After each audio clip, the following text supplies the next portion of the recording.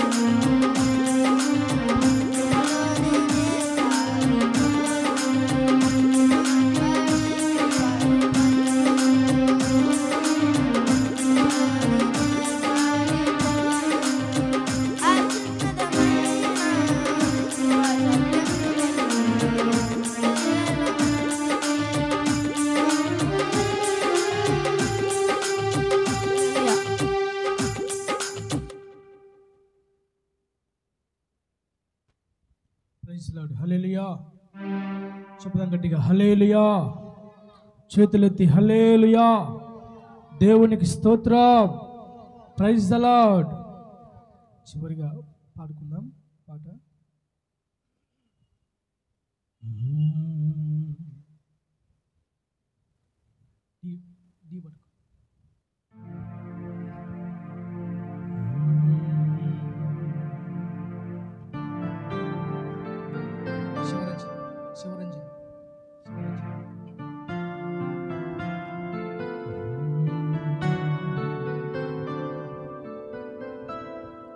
తేనె కంటే తీయనిది, తల్లి కంటే కమ్మనిది.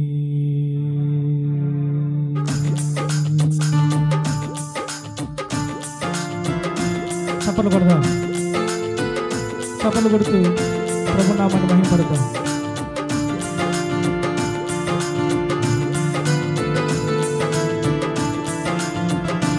కొట్టాలా చప్పలు కొట్టు. రేపు పండుగ చప్పలు కొట్టు.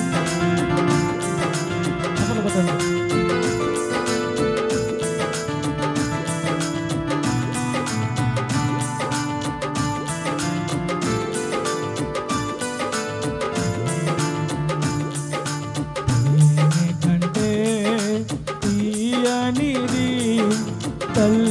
కంటే అమ్మనిది, తేనె కంటే తీయనిది, తల్లి కంటే కమ్మనిది. ఈ విశ్వంలో ఘనమైనది, యుగ సమాప్తి వరకు తోడుండేది. ఈ విశ్వంలో ఘనమైనది, యుగ సమాప్తి వరకు తోడుండేది. నీ ప్రేమ యేసయ్యా, నీ ప్రేమ, నీ ప్రేమ యేసయ్యా, నీ ప్రేమ, నీ ప్రేమే నాకు ప్రాణాధారము, నీ ప్రేమే నాకు జీవాధారము, నీ ప్రేమే నాకు ప్రాణాధారము, నీ ప్రేమే నాకు జీవాధారము. తేనె కంటే తీయనిది అనాలా, తల్లి కంటే కమ్మనిది, తేనె కంటే తీయనిది, తల్లి కంటే కమ్మనిది. ఈ విశ్వములో ఘనమైనది, యుగ సమాప్తి వరకు తోడుండేది. ఈ విశ్వములో ఘనమైనది, యుగ సమాప్తి వరకు తోడుండేది. నీ ప్రేమ యేసయ్యా, నీ ప్రేమ, నీ ప్రేమ యేసయ్యా, నీ ప్రేమ, నీ ప్రేమే నాకు ప్రాణాధారము, నీ ప్రేమే నాకు జీవాధారము, నీ ప్రేమే నాకు ప్రాణాధారము, నీ ప్రేమే నాకు జీవాధారము. తేనె కంటే తీయనిది, తల్లి కంటే కమ్మనిది. స్తోత్రం. చప్పలు కొడుతూ దేవుని నామమును మహిమపరచుదాం.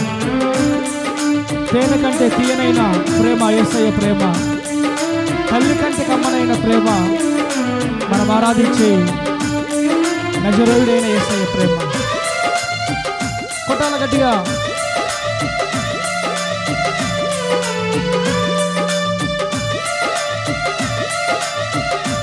స్తోత్రం.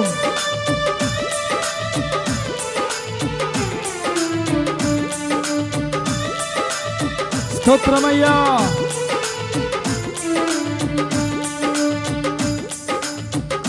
ఒంటరి గువ్వనై నీ సన్నిధిలో విలపించుచుంటిని, దుఃఖాక్రాంతుడనై దేవా. ఒంటరి గువ్వనై నీ సన్నిధిలో విలపించుచుంటిని, దుఃఖాక్రాంతుడనై. నా గమ్యమేమిటని, నా బ్రతుకే మౌనని, నా గమ్యమేమిటని, నా బ్రతుకే మౌనని. నా ఆర్తధ్వనులో ఆలకించితివి, నీ పని నాలో ప్రారంభించితివి. నా ఆర్తధ్వనులో ఆలకించితివి, నీ పని నాలో ప్రారంభించితివి. నిషేధించబడిన ఈ రాయిని నీవు తలరాయిగా చేసినావు.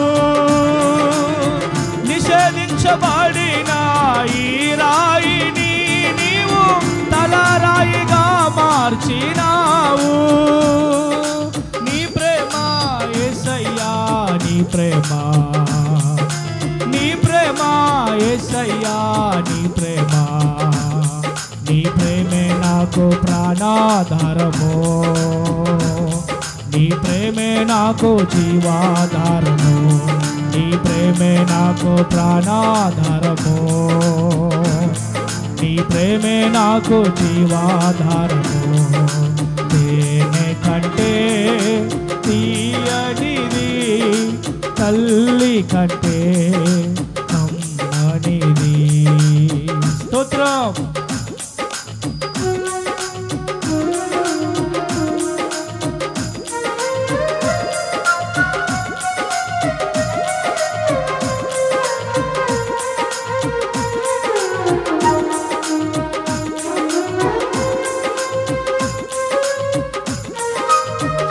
స్తోత్రం.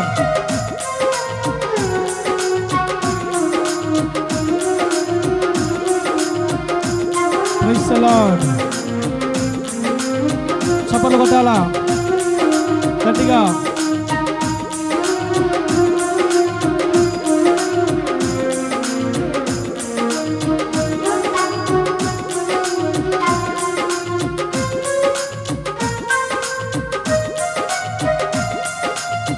భయనీయమైన నా దీన స్థితి చూచి అవహేళనగా మాట్లాడుచున్నారు. స్తోత్రం దేవా. దయనీయమైన నా దీన స్థితి చూచి అవహేళనగా మాట్లాడుచున్నారు. నాకెవరు లేరని నా గతి ఎంతేనని, నాకెవరు లేరని నా గతి ఎంతేనని ఉదయించితివి. నిత్య తేజుడవై ప్రకాశించగను ధృవతారనైలలో ఉదయించితివి. నిత్య తేజుడవై ప్రకాశించగను ధృవతారనైలలో. కమనీయమైన నీ కరములేనా కన్నీటిని తుడిచి వేసెను. కమనీయమైన నీ కరములేనా కన్నీటిని తుడిచి వేసెను. నీ ప్రేమ యేసయ్యా, నీ ప్రేమ, నీ ప్రేమ యేసయ్యా, నీ ప్రేమ, నీ ప్రేమే నాకు ప్రాణాధారము, నీ ప్రేమే నాకు జీవాధారము, నీ ప్రేమే నాకు ప్రాణాధారము, నీ ప్రేమే నాకు జీవాధారము. ప్రేమే కంటే తీయనిది, తల్లి కంటే కమ్మనిది. స్తోత్రం.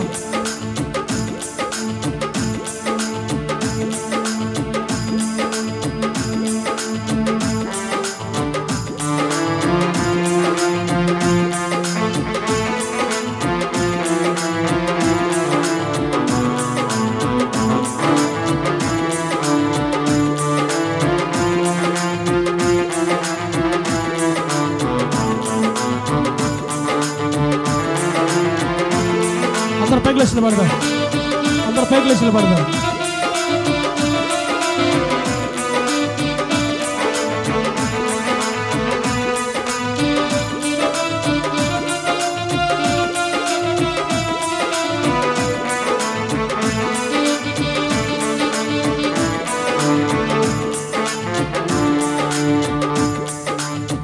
విశ్వాసము కన్నా నిరీక్షణ కన్నా నీ ప్రేమ ఎంతో శ్రేష్టమైనది.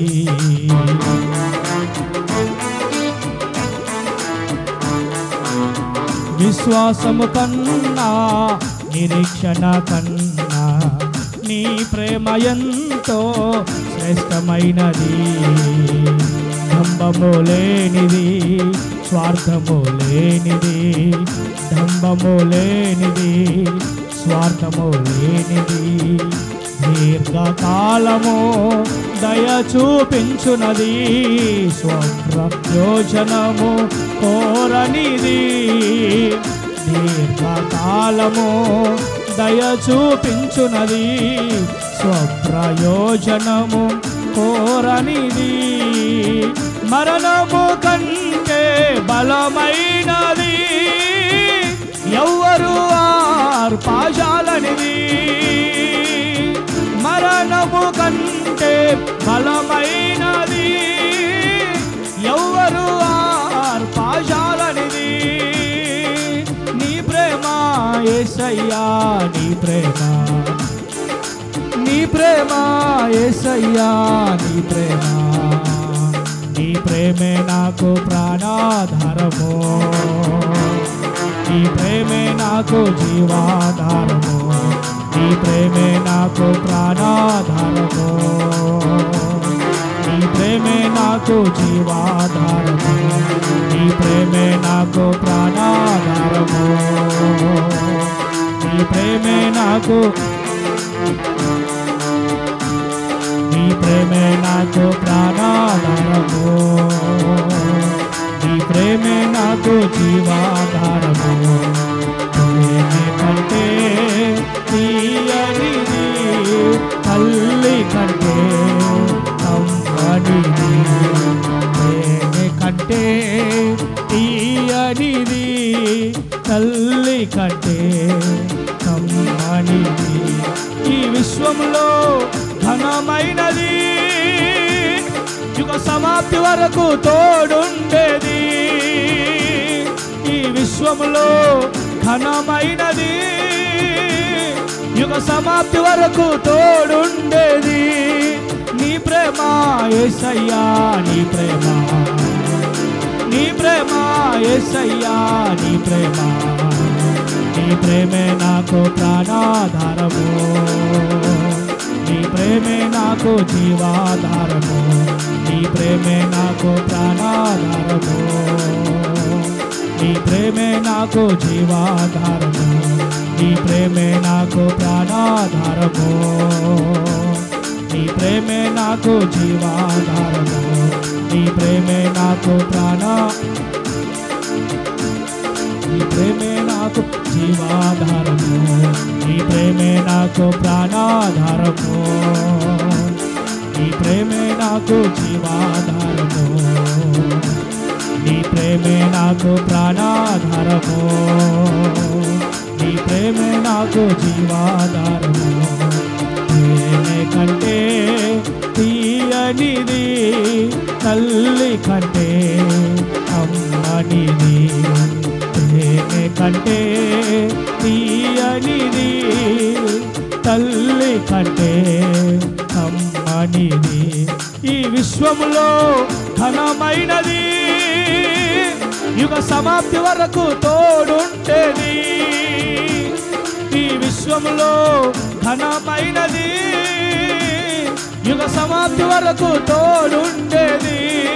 నీ ప్రేమ యేసయ్యా, నీ ప్రేమ, నీ ప్రేమ యేసయ్యా, నీ ప్రేమ, నీ ప్రేమ యేసయ్యా, నీ ప్రేమ, నీ ప్రేమ యేసయ్యా, నీ ప్రేమ, నీ ప్రేమే నాకు ప్రాణాధారము, నీ ప్రేమే నాకు జీవాధారము, నీ ప్రేమే నాకు ప్రాణాధారము, నీ ప్రేమే నాకు నీ ప్రేమే నాకు ప్రాణాధారము, నీ ప్రేమే నాకు, నీ ప్రేమే నాకు ప్రాణాధారము, నీ ప్రేమే నాకు, నీ ప్రేమే నాకు ప్రాణాధారము, నీ ప్రేమే నాకు జీవాధారము.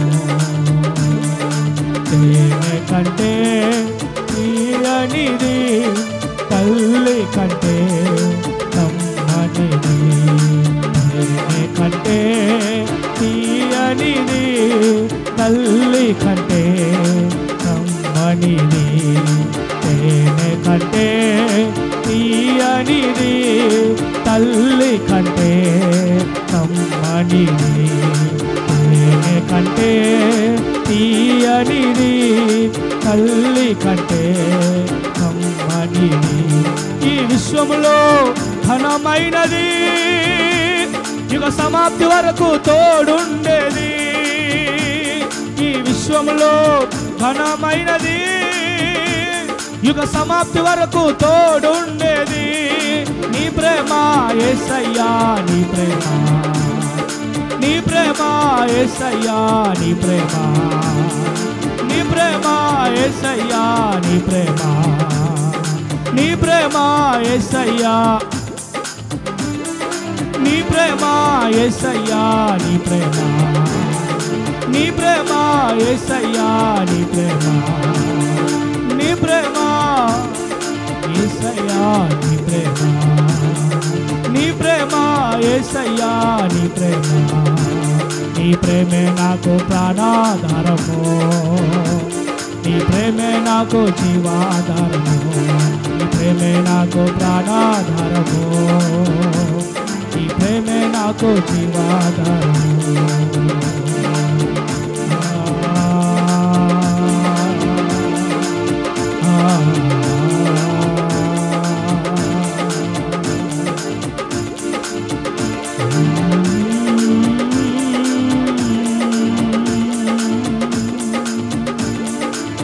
కమనీయమైన నీ కరములేనా కన్నీటిని తుడిచి వేశను, కమనీయమైన నీ కరములేనా కన్నీటిని తుడిచి వేశను. నిషేధించబడిన ఈ రాయిని నీవు తలరాయిగా చేసినావు, నిషేధించబడిన ఈ రాయిని తలరాయిగా చేసినావు.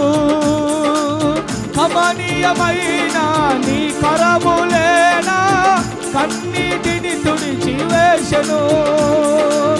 మరణము కంటే బలమైనది ఎవ్వరు ఆర్పజాలనిది, మరణము కంటే బలమైనది ఎవ్వరు, మరణము కంటే బలమైనది ఎవ్వరు ఆర్పజాలనిది. నీ ప్రేమ యేసయ్యా, నీ ప్రేమ, నీ ప్రేమ యేసయ్యా, నీ ప్రేమ, నీ ప్రేమే నాకు ప్రాణాధారము, నీ ప్రేమే నాకు జీవాధారము, నీ ప్రేమే నాకు ప్రాణాధారము. నీ ప్రేమే, నీ ప్రేమే, నీ ప్రేమే, నీ ప్రేమే యేసయ్యా.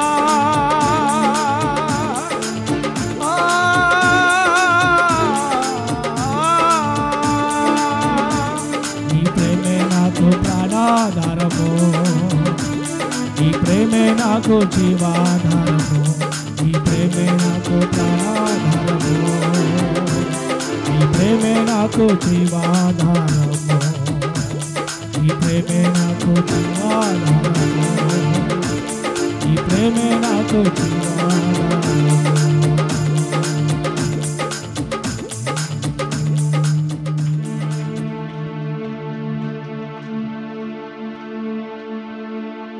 డంబము లేనిది, స్వార్థము లేనిది, డంబము లేనిది, స్వార్థము లేనిది, దీర్ఘకాలము దయ చూపించునది, స్వప్రయోజనము కోరనిది, మరణము కంటే బలమైనది ఎవ్వరు ఆర్పజాలనిది. నీ ప్రేమ యేసయ్యా, నీ ప్రేమ, నీ ప్రేమ యేసయ్యా, నీ ప్రేమ, నీ ప్రేమే నాకు ప్రాణాధారము, నీ ప్రేమే నాకు జీవాధారము, నీ ప్రేమే నాకు ప్రాణాధారము,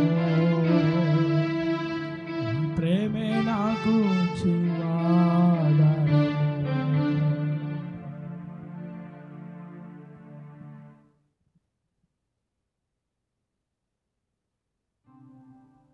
స్తోత్రం స్తోత్రం స్తోత్రం పరిశుద్ధుడా స్తోత్రం. మా జీవంగల తండ్రి స్తోత్రం, మా జీవాధిపతి స్తోత్రం, మా సర్వాధిపతి స్తోత్రం, మా సర్వలోక చక్రవర్తి స్తోత్రం, మా అనంత స్తోత్రార్హుడా స్తోత్రం తండ్రి స్తోత్రం ప్రభా స్తోత్రం స్తోత్రం స్తోత్రం స్తోత్రం.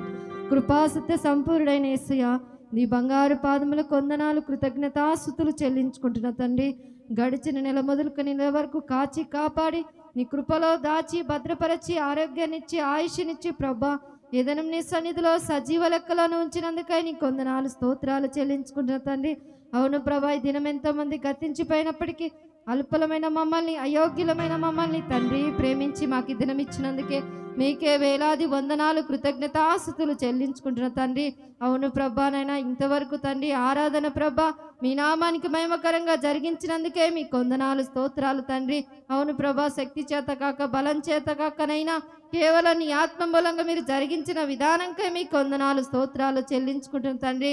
అయ్యా మీకే స్తుతులు స్తోత్రాలు చెల్లించుకుంటున్న తండ్రి. అయ్యా వచ్చిన బిడ్డలు మీరు ఆశీర్వించండి, దీవించమని ప్రార్థిస్తున్నాం ప్రభా. అయ్యా రాలేని బిడ్డలు కూడా త్వరగా నీ పాసానికి నడిపించమని ప్రార్థిస్తున్నా తండ్రి. అయ్యా పరాక్రమశాలి మినిస్ట్రీస్ జ్ఞాపకం చేసుకోండి తండ్రి. అయ్యా 2 సంఘాలు మీరు ఆశ్రయించండి, దీవించమని ప్రార్థిస్తున్నాం నాయన. 2 సంఘాల్లో జరుగుచున్న ఆరాధనలు ప్రభా మీ నామానికి మహిమకరంగా జరిగిస్తున్నందుకై మీ కొందనాలు స్తోత్రాలు చెల్లించుకుంటున్నాం తండ్రి. అయ్యా సంఘ సరదులు శాలపరచమని ప్రార్థిస్తున్నాం నాయన. 2 సంఘాలనైనా మీరు దీవించి ఆశీర్వదించమని ప్రార్థిస్తున్నాం తండ్రి. అయ్యా అనేక నూతనాత్మలతో నింపమని ప్రార్థిస్తున్నాం నాయన. నలుదిశలో మీరు నడిపించమని ప్రార్థిస్తున్నాం నాయన. అయ్యా మీరు ప్రేరేపించి నడిపించమని ప్రార్థిస్తున్నాం నాయన. అనేక కుటుంబాలుగా అయ్యా అనేక శాఖలుగా మీరు నడిపిస్తున్నందుకై మీ కొందనాలు స్తోత్రాలు చెల్లించుకుంటున్న తండ్రి. అయ్యా నైనా నీ కొందనాలు స్తోత్రాలు దేవా. అయ్యా 2 సంఘాలకు వస్తున్న కుటుంబరాల్ని ప్రతి కుటుంబరాన్ని ఆశీర్వించి దీవించమని ప్రార్థిస్తున్నాం నాయన. ప్రతి కుటుంబం చుట్టూ మీ కంచె మీ కాపుదల వేసి నైనా పరాక్రమశాలి మినిస్ట్రీలో నైనా మీ సాక్షిగా మీరు వాడుకోమని ప్రార్థిస్తున్నాం తండ్రి. ఇదిగో నైనా మీ దాసుడు ప్రభా మీ పక్షం నిలబడుచుండగా మీ శిలో చాటున మరుగు చేసుకోమని ప్రార్థిస్తున్న తండ్రి. పరిశుద్ధాత్మ తండ్రి మీ దాసుని నోట మీ మాట ఉంచి అయ్యా కుడి వచ్చిన బిడ్డలతోనూ నాతోనూ మీరు సూటిగా స్పష్టంగా మాట్లాడమని ప్రార్థిస్తున్నాం నాయన. అవును తండ్రి, మీ వాక్కు మా జీవితాన్ని బ్రతికిస్తుంది, వెలిగిస్తుంది, అయ్యా జీవింప చేస్తుందని మాతో మాట్లాడుతున్నావు తండ్రి. అట్టి జీవ వాక్కులతోనైనా మీ దాసుని ద్వారా మీరే మాతో మాట్లాడమని ప్రార్థిస్తున్నాయినా. మరి ముఖ్యంగా మీ దాసుడు వాక్యం చెప్చునుగా వినే మనసు, గ్రహించే మనసు, అయ్యా సమ్మతించే మనసు మాకు అందరికీ దయచేయమని ప్రార్థిస్తున్నాం నాయన. అయ్యా విని విడిచిపెట్టే వారిగా మేముండకనైనా వాక్యాన్ని మా హృదయంలో నింపుకొని వాక్యానుసారంగా జీవించే కృపను మాకు దయచేయమని ప్రార్థిస్తున్నాం తండ్రి. అయ్యా మీ దాసుని ద్వారా మాతోనే మాట్లాడమని, మా జీవితాలు సరిచేయమని ప్రార్థిస్తున్నాం తండ్రి. మీ దాసుడు వాక్యం చెప్తుండగా వాక్యానికి, సంఘానికి, సేవకులకి అయ్యా వ్యతిరేకంగా పనిచేస్తున్న ప్రతి వ్యతిరేకతను యేసు నామములో లయం చేయమని ప్రార్థిస్తున్నాం తండ్రి. ఇదిగోననే ఇక ప్రభు బలారాధనలో తండ్రి ఏ ఒక్కరం కూడా నన్ను అయోగ్యంగా చేయవేయక ప్రభా యోగ్యంగా చేయవేసే భాగ్యం, ధన్యత మాకు దయచేయమని ప్రార్థిస్తున్నాను. మరి ముఖ్యంగా మమ్మల్ని మేము పరిశుద్ధపరచుకొని నీ రక్తంతో కడగబడి అయ్యా నీ బలలో చేయవేసే భాగ్యం మాకు అందరికీ దయచేయమని ఇంతవరకునైనా ఆరాధన మీ నామానికే మహిమకరంగా జరిగించినందుకే మీకే స్తుతులు స్తోత్రాలు చెల్లించుకుంటూ పరాక్రమశాలైన యేసయ్య పరిశుద్ధ నామంలో అడిగి వేడుకుంటున్నాను తండ్రి. ఆమేన్.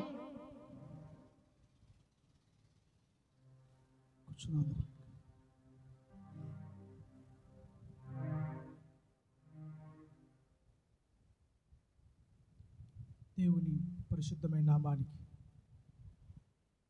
సమస్త మహిమ, ఘనత, ప్రభావములు కలుగును గాక. హల్లెలూయా. దేవునికి స్తోత్రం. Praise the lord.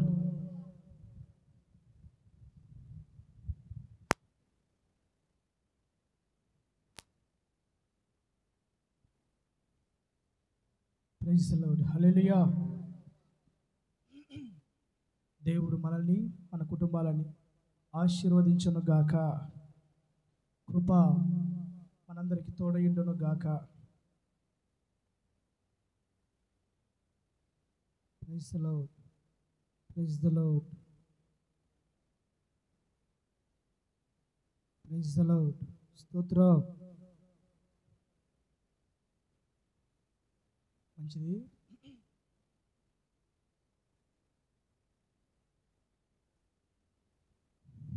మన మధ్యలో ప్రభు బల్ల ఉంది కాబట్టి దేవుని వాక్యాన్ని విని మనం ప్రతి ఒక్కరం ప్రభు వల్ల మనం పాల్గొందాం. బైబిల్ తెరుద్దాం.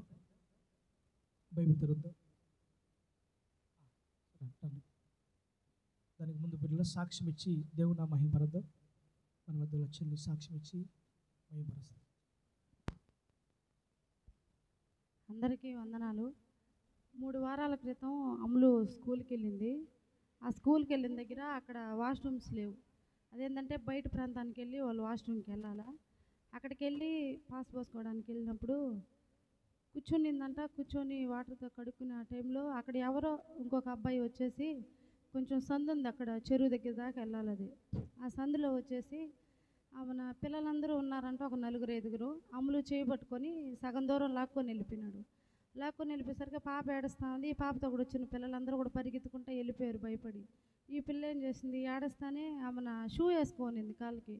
ఆ షూకి ఒక ముళ్ళు గుచ్చుకునింది. ఏడుస్తూనే ఆ ముళ్ళు గుచ్చుకునేసరికి ఆమె గబక్కన వంగి ఆ ముళ్ళు తీసి అతని చేయి మీద గుచ్చేసింది. గుచ్చేసిన వెంటనే వాడు ఒక చేయి వదిలేసి మళ్ళీ ఇంకో చేయి పట్టుకునే సమయంలో అమ్ములు అక్కడి నుంచి వచ్చేసింది. నిజంగా దేవుడు ఒకవేళ అమ్ములను కానీ తీసుకోపోయి ఉంటే ఆ రోజు ఏం జరుగుండేదో అంతా ఇంక నా దేవుడి కృప. నిజంగా నా బిడ్డ పట్ల దేవుడు చేసిన మేలు చాలా సహాయం చేశాడు.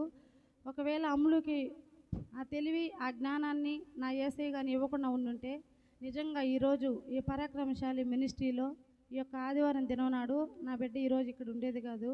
అలాగే నేను పెట్రోల్ బంక్లో పనిచేస్తాను కదా, అది అందరికీ తెలుసు.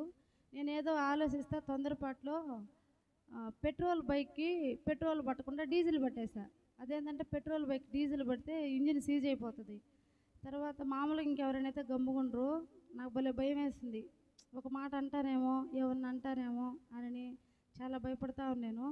సరే అక్క, నాదే తప్పు అయింది, పెట్రోల్ బండికి డీజిల్ పట్టడం నాదే తప్పు, నేను తీసేస్తాను, మళ్ళీ మీకు పెట్రోల్ నేను పడతాను అని చెప్పాను. ఆ బైక్లో ఉండింది నేను పట్టింది మొత్తం తీసేసి మళ్ళీ ఇంకొక 100 రూపాయలు పెట్రోల్ పట్టి అది కూడా క్లియర్ చేసి తర్వాత ఆమె 200కు పట్టమ్మా అని చెప్పింది, పట్టేశా.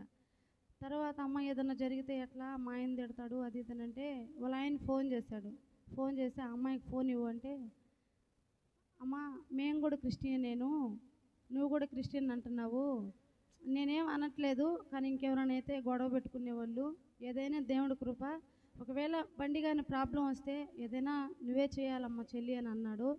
తప్పకుండా అన్న, ఒకవేళ బండి కానీ రిపేర్ వస్తే మీరు తీసుకోరండి, నా తప్పు కాబట్టి నేనే చేపిస్తానన్నాను. నిజంగా వాళ్ళు వెళ్ళినాక ఒక 5 నిమిషాలు నేను ఆడే కూర్చొని ప్రార్థన చేసుకున్నాను. ప్రభువా నాదే తప్పుంది, కానీ వెళ్ళిన బండి మళ్ళీ తిరిగి అది రిపేర్ అయిందని నా దగ్గరికి రాకూడదు అనుకున్నాను. నిజంగా ఆ రోజు వెళ్ళారే కానీ ఈరోజు ఇంతవరకు తిరిగి రాలేదు. నిజంగా దేవుడు గొప్ప సహాయం చేశాడు. ఇంకొకటి, మా చిన్నాన్నది ఊరి దగ్గర కొంచెం గొడవ అయింది. ఆడుకునేటప్పుడు ఏదో గొడవ అయ్యి మా చిన్నాన్న కొట్టి, అలాగే మా చెల్లిని కూడా కొట్టారు. వాళ్ళు కేసు పెట్టారు. కేసు పెట్టినాక మళ్ళీ ఒక కానిస్టేబుల్ ఇంటి దగ్గరికి పంపించారు. వాళ్ళని తీసుకురమ్మడానికి నేను, మా అమ్మ, మా చెల్లెలు ముగ్గురు వెళ్ళాము. మా ఇల్లు సెంటర్లో ఊరి దగ్గర మొలకలపూడి, అక్కడ సర్వేపల్లి సైడు. పోలీసు అతను వెళ్ళి గొడవ పెట్టుకున్న అతను తీసుకొని వస్తూ ఉన్నాడు. సెంటర్లో బైక్ మీద నుంచి దిగేసి మా అమ్మని మా చెల్లిని ఇద్దరిని కొట్టేశాడు పోలీసుల ముందే. నేను వాళ్ళలాగా తొందరపడకుండా, నిజంగా దేవుడు నాకు కూడా గొప్ప జ్ఞానాన్ని ఇచ్చాడు. ఆ సమయంలో నేను వాళ్ళలాగా తొందరపడకుండా వీడియో తీసా. ఆ వీడియో తీసి అది తీసుకెళ్ళి స్టేషన్లో చెప్పినాక సార్ ఇలా జరిగింది అని అంటే, ఆ రోజు ఉదయం ప్రవీణ్ అన్నతో ప్రేయర్ చేయించుకొని నేను ఇంటి దగ్గర నుంచి బయలుదేరాను. వెళ్ళినాక మన ప్రవీణ్ అన్న ప్రేయర్ చేశాడు, వెళ్ళాము. అక్కడ గొడవ అయింది, స్టేషన్కి వచ్చాము. సీఏ గారు ఏమైందమ్మా అంటే, సార్ ఇలా చేశాడు, కానిస్టేబుల్ ముందు ఈ విధంగా చేశాడు సార్ అంటే, వాడిని తీసుకెళ్ళి లోపలేనని అన్నారే కానీ ఆ వీడియో చూసినా కూడా ఎవరు సమాధానం చెప్పలేదు. తర్వాత అట్లా 10 రోజుల దాకా అయిపోయింది. తర్వాత ప్రార్థన చేసుకున్న, ప్రభువా ఇట్లా రోజు నేను తిరగలేకున్నాను, నేను పనికి వెళ్ళాలి కదా, వాళ్ళకి కొంచెం జ్ఞానం లేని వాళ్ళు, ఏదో నాకు కొంచెం తెలివి ఉంది, వాళ్ళకి ఎవరూ లేరు, ఏదైనా నేనే తిరిగి చేయాలి ప్రభువా, అయ్యా నాకంటే ముందుగా వెళ్ళి ఈరోజు మీరే అక్కడ నాకు సహాయం చేయాలి అని చెప్పి మరలా ఆ రోజు ప్రవీణ్ చేత ప్రేయర్ చేయించుకొని బయలుదేరాను. తర్వాత ఈ వీడియో తీసానే, ఎవరు వెళ్ళినా వాళ్ళ అక్క వైసీపీ కదా, అక్కడ పనులు అవ్వు అని చెప్పి మా చెన్నయ్య తరపున ఎవరూ రాలేదు. నిజంగా నా దేవుడు చేసిన సహాయం ఏంటంటే, అక్కడ టీడీపీ అయితే నాకు సహాయం చేయలేదు, నేను వైసీపీ అని. నా దేవుడు చేసిన మేలు ఏంటంటే, వేరే వాళ్ళు టీడీపీలో ఉన్నారు, మా చిన్నాయన అల్లుడు ఈ యొక్క వీడియోని అక్కడ సోమిరెడ్డి దగ్గరికి తీసుకెళ్ళాడు. సోమిరెడ్డి ఇమ్మీడియట్లీగా యాక్షన్ తీసుకోండి అతని మీద అని చెప్పి సహాయం చేయడం జరిగింది. నిజంగా ఏదైనా దేవుడు సహాయం చేయకపోతే మనుషులు సహాయం చేయలేరు కదా, అట్లా ఇమ్మీడియట్లీగా అతని మీద యాక్షన్ తీసుకొని అతన్ని కొట్టి, పోలీసులు ఇంకొకసారి వాళ్ళ జోలికి వెళ్ళకూడదు, ఇంకొకసారి వాళ్ళని ఏం అనకూడదని చెప్పి కాగితం రాయించుకొని వాళ్ళ చేత సంతకాలు పెట్టించుకొని, ఇంకెప్పుడు అక్క మీ జోలికి రాము అని చెప్పి వాళ్ళకి క్షమాపణ చెప్పి వాళ్ళు కేసు కట్టించేయమన్నారు, వాళ్ళకి పడనోళ్ళు. నేను ఒకటే అన్న, ఏదైనా గొడవలని తొందరపాట్ల మీద వస్తుంటాయి, అలా కేసు కట్టేస్తే వాళ్ళు జైలుకి పోవాలి కదా అని చెప్పి మేము కూడా కొంచెం సమాధానంగానే వాళ్ళతో మాట్లాడి, దేవుడు ఈ 3 విషయాలలో నాకు చాలా గొప్ప చేశాడు. ఈ 3 సాక్ష్యాలని దేవుడు దీవించునుగాక. చప్పట్లు కొట్టి దేవుని మహిమపడదాం. గట్టిగా చప్పట్లు కొట్టి దేవుడు చేసిన కార్యాలు బట్టి ఆయనకే సమస్త మహిమ ఘనత కలుగును గాక.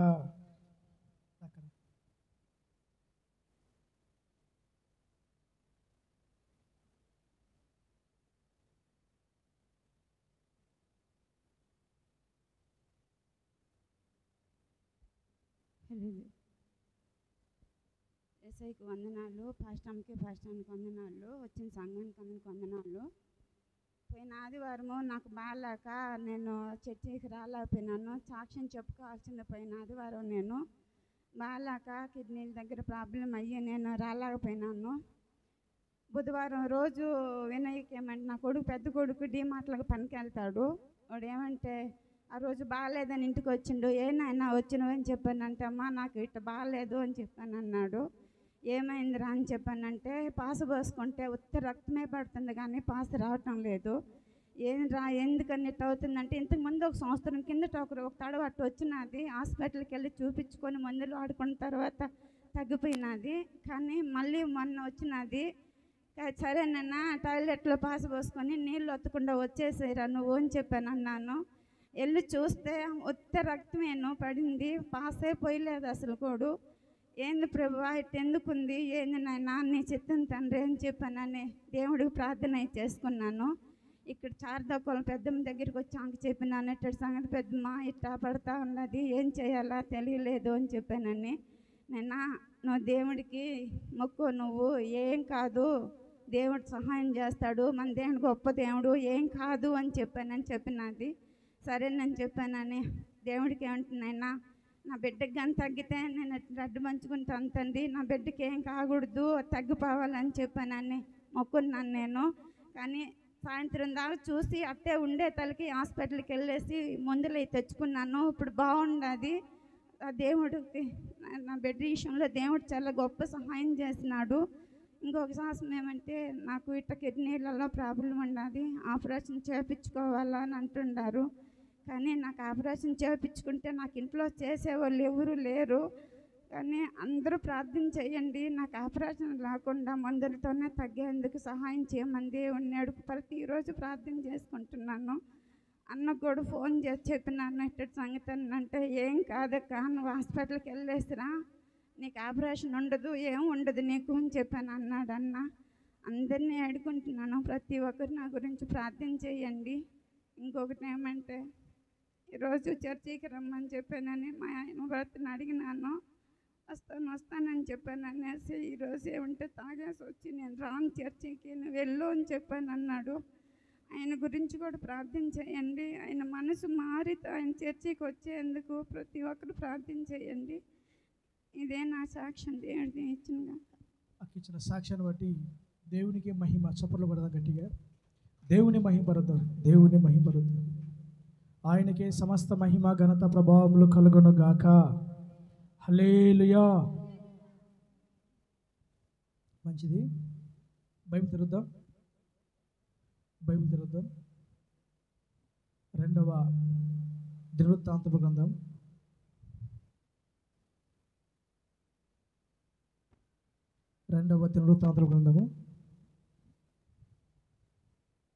12వ అధ్యాయం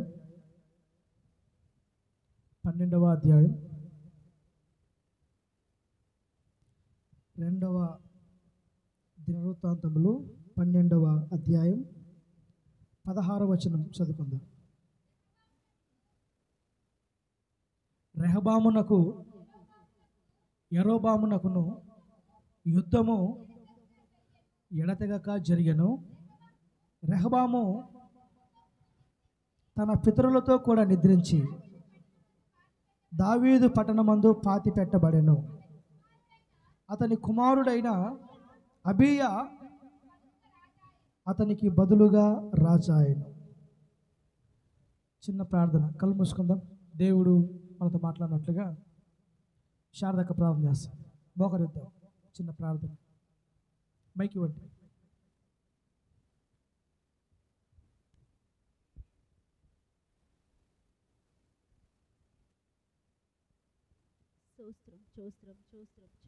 చూస్త్రం నాయన. పరిశుద్ధుడా, గొప్ప దేవుడా, కనుక సరిపోవడానికి స్తోత్రములు తండ్రి. అయ్యా, గడిచిపోయిన దినమంతయు ప్రవ్వా కంటికి రెప్పలా కాచి కాపాడి అయా నీ సన్నిధికి వచ్చి ప్రవ్వా రీతిగా శృతించుకునే రాజ్ఞాన అవకాశాన్ని మాకు ఇచ్చిన విధానాన్ని బట్టి నీకు స్తోత్రములు తండ్రి. గొప్ప దేవుడా, నీకు స్తోత్రములు నాయన. ఇంతవరకు పాటల ద్వారా, ఆరాధన ద్వారా నీ నామానికి మహిమ తెచ్చుకున్న విధానాన్ని బట్టి నీ పాదాల కృతజ్ఞత, శృతులు, స్తోత్రాలు, వందనాలు నాయన. అయా నీ దాసుని నీ పక్షాన నిలబడబోతుండగా నా తండ్రి దేవానికి స్తోత్రములు. నిలబడుతున్నది నీ దాసుడే కానీ మాట్లాడేది నువ్వు ప్రభువానికి స్తోత్రములు నాయన. అయ్యా దాసుడు నా ప్రభువ నువ్వే బలపరిచిన తండ్రి, ధైర్యపరిచిన నాయన. అయా నీ దాసుడి ద్వారా ప్రభువ సూటిగా నువ్వు మాతో మాట్లాడమని అడుగుచున్నాను. ఇప్పుడు వచ్చిన బిడ్డలకు ప్రభువ ఎలాంటి వాక్యం ఆహారం అవసరమైనదో నీకు తెలుసు గనక ప్రభువానికి స్తోత్రములు నాయన. నువ్వే మాట్లాడమని అడుగుచున్నాను అయ్యా. నువ్వు మాట్లాడితే ప్రభువానికి స్తోత్రములు నాయన. బ్రతుకులు బాగుపడతాయి, నేను సరిచేయబడతాము కనుక అయానికి స్తోత్రములు నా తండ్రి. నువ్వే నా ప్రభు మాతో మాట్లాడమని అడుగుచున్నాను. నీ దాసుని బలపరచమని అడుగుచున్నాను. అంత మాత్రమే కాదు, నీ దాసుడికి నా ప్రభు కావాల్సిన మంచి ఆయురారోగ్యం, శక్తిని, బలాన్ని కూడా దయచేయమని అడుగుచున్నాను ప్రభు. ప్రతి బలహీనత నుంచి కూడా ప్రభు నీ దాసుని నా ప్రభు నువ్వే బలపరిచిన నాయన. నిలబెట్టండి ప్రభువానికి స్తోత్రములు నాయన. అయ్యా దాసుడి చుట్టూ నీ కంచె, నీ కాపుదల దయచేసి నీ కృపలో ఎత్తి పట్టుకోమని అయానికి స్తోత్రములు నాయన. అయా ముందున్న కార్యక్రమం అంతా కూడా నీ నామానికి మహిమకరంగా నువ్వు జరిగించుకోమని యేసయ్య పరిశుద్ధమైన నామాన్ని పట్టి అడిగి మరి ఏడుకుంటున్నాను పరమ తండ్రి. ఆమేన్. మంచిది. జాగ్రత్తగా ఇంకా దేవుని మాటలు విందాం. దయచేసి ఫోన్లు స్విచ్ ఆఫ్ చేద్దాం. ఫోన్లన్నీ స్విచ్ ఆఫ్ చేద్దాం, లేకపోతే సైలెంట్లో పెట్టుకుందాం. పిల్లల్ని కంట్రోల్లో ఉంచుదాం. పిల్లలు బాగా కూర్చోండి. మన మధ్యలో ప్రభు శరీరం ఉంది. యోగ్యత ప్రభు దగ్గర సంపాదించుకున్న వారమై మనం అందులో చేయి వేయగలగాలి. కాబట్టి దానికి ముందు కొన్ని మాటలు, మన దేవుని మాటలు ధ్యానించుకొని ముందుకెళ్దాం. గడిచిన అనేక దినాల నుండి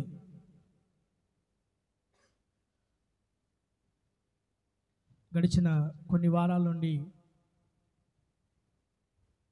హిస్టరీ ఆఫ్ కింగ్స్, రాజుల చరిత్ర మనం మాట్లాడుకుంటూ ధ్యానిస్తూ వస్తున్నాం. ఇంచుమించు మొదటి రాజు ఎవరు? సౌలు మహారాజు గురించి విన్నాం.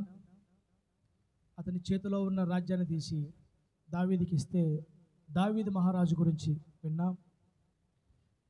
అతని తర్వాత దావీదు కుమారుడైన సొలొమోన్ రాజు అయితే సొలొమోను గురించి విన్నాం. సొలొమోన్ తర్వాత సొలొమోను కుమారుడైన రెహబాం రాజు అయితే రెహబాం గురించి విన్నాం. అలాగే రెహబాము తన పితరులతో పాటు నిద్రించిన తర్వాత దావీదు పట్టణమందు పాతి పెట్టబడిన తర్వాత అతని కుమారుడైన అబియా యూదా దేశానికి రాజాయను. అది మనం చదువుకున్న లేఖన భాగం. రెహబాము కుమారుడైన అబియా నా దేవుని బిడ్డలారా, ఎందుకు ఈ రాజుల గురించి మన ప్రతి వారం మాట్లాడుకుంటూ వస్తున్నామంటే, ఆ రాజులు ఏ విధంగా జీవించారు, వారిని బట్టి మనమేం తెలుసుకోవాలి, ఆ రాజులు ఎలా ప్రవర్తించారు, దాన్ని బట్టి మన ప్రవర్తన ఏ విధంగా ఉండగలగాలి. టోటల్గా మరి దేవుడు ఎన్నుకొని కోరుకున్న ఇజ్రాయేల్ దేశం యొక్క చరిత్రను మనం తెలుసుకుంటే ఎంతకైనా మనకు ఆశీర్వాదం. ఒక ఆకాంక్ష, నా బలమైన కోరిక ఏంటంటే ఏ రోజైనా ఆ యెరూషలేము దేశాన్ని చూడాలని ఒక ఆశ. ఇజ్రాయెల్ కంట్రీని జీవితంలో ఒక్కసారైనా ఖచ్చితంగా చూడాలి అన్న ఆశ. బిడ్డలారా, ఖచ్చితంగా ఏదో ఒక రోజు ఆ యెరూషలేం దేశం మీద నా పాదం మోపబడుతుందని నాకు బలమైన కాంక్షతో విశ్వాసంతో ఉన్నాను. 1,00,000 రూపాయలు ఖర్చు పెట్టుకుంటే మనిషికి మరి యెరూషలేములో ఇంచుమించు ఒక 10 రోజులు అక్కడ గడిపేసి రావచ్చు. మనిషికి 1,00,000 రూపాయలు. ఎంత? మనిషికి 1,00,000 రూపాయలు. ఈ 1,00,000 కానీ మనం ఖర్చు పెట్టుకోగలిగితే ఆ 1,00,000 రూపాయల్లోనే మనం గడిపే 10 రోజులు ఫుడ్డు మరి ట్రావెలింగు అంతా అక్కడే వారు చూసుకొని బిడ్డలారా తిరిగి మనం క్షేమంగా ఇండియాకి రావచ్చు. కాబట్టి మీరు కూడా ప్రార్థన చేయండి. ఏ రోజైనా మరి ఇజ్రాయిల్ ఇజ్రాయిల్ ఇజ్రాయిల్ అని అయ్యా బైబిల్లో వినడమే కానీ, తర్వాత సేవకులు చెప్తుంటే వినడమే కానీ, మరి ఆ దేశం ఎక్కడుందో ఎలా ఉందో అసలు ఆ దేశం యొక్క ఆ చరిత్ర లేకపోతే ఆ పంటలు ఆ దేశం యొక్క విధి విధానాలు ఎలా ఉన్నాయో ఎప్పుడు చూడలేదు ప్రభువా, ఒక్కసారైనా చూడాలి అని ఖచ్చితంగా మనం ప్రార్థించాలి. ఎందుకంటే సాక్షాత్తు దేవాతి దేవుడు భూమి ఆకాశాలను సృష్టించిన యేసయ్య నరవతారిగా మానవుడిగా అరుదించిన గడ్డే యెరూషలేము ప్రాంతం. కాబట్టి యేసుక్రీస్తు ప్రభు మరి అరుదించిన ఆ యెరూషలేము దేశంలో మనం కూడా అడుగు పెట్టడం అనేది చాలా సంతోషకరమైన వార్త. చాలామంది వెళ్తూ ఉంటారు. వైఎస్ రాజశేఖర రెడ్డి ముఖ్యమంత్రిగా ఉన్నప్పుడు బిడ్డరా చాలా ఆఫర్లు ఇచ్చాడు క్రైస్తవులకి. 50,000 ఖర్చు పెట్టుకుంటే మిగతా 50,000 గవర్నమెంటే సబ్సిడీ ఇచ్చి యెరూషలేం ప్రాంతాన్ని మీకు మొత్తం చూపించి క్షేమంగా తీసుకొస్తారని వైఎస్ రాజశేఖర రెడ్డి సీఎంగా ఉన్నప్పుడు అలా జరిగింది. ఆ తర్వాత మరలా ఏదేమైనా ఒకనాడు ఇజ్రాయేలు దేశంలో మన పాదము మోపబడును గాక. మనకు ఒక సీన్ ఉందంటావా అసలు? నేను మా జానగడ అదే అనుకుంటా ఉంటాను, ఏదో ఒక రోజు ఖచ్చితంగా మనం చూడాలరా యెరూషలేమని. ఎందుకంటే దేవుడు ఆ ప్రాంతాన్ని ఎన్నుకున్నాడు, ఏర్పరచుకున్నాడు కదా. మరి ఎందుకో తెలీదు ఆ దేశాన్ని దేవుడు ఎన్నుకొని అక్కడ నుంచి సర్వలోకానికి సువార్త అందించాడంటే యేసుక్రీస్తు పుట్టిన ప్రాంతం అంటే బిడ్డరా ఎవరికైనా ఇష్టమే, చూడాలి. కాబట్టి దేవుడు ఎన్నుకున్న ఆ ప్రాంతం లేకపోతే ఆ దేశ విధి విధానాల గురించి మనం మాట్లాడుకోవడం, మనం చర్చించుకోవడం ఎంతైనా న్యాయమైనది. తెలుసుకోవడంలో బిడ్డరా చాలా మనకు మేలు కలుగుతుంది. కాబట్టి ఆ దేశాన్ని పరిపాలించిన రాజుల గురించి మనం చాలా దినాల నుంచి మనం వింటూ వస్తున్నాం. ఈ రెహబాము కుమారుడైన అబియా రాజు అయిన తర్వాత 3 సంవత్సరాలు రాజ్యాన్ని పరిపాలిస్తారు.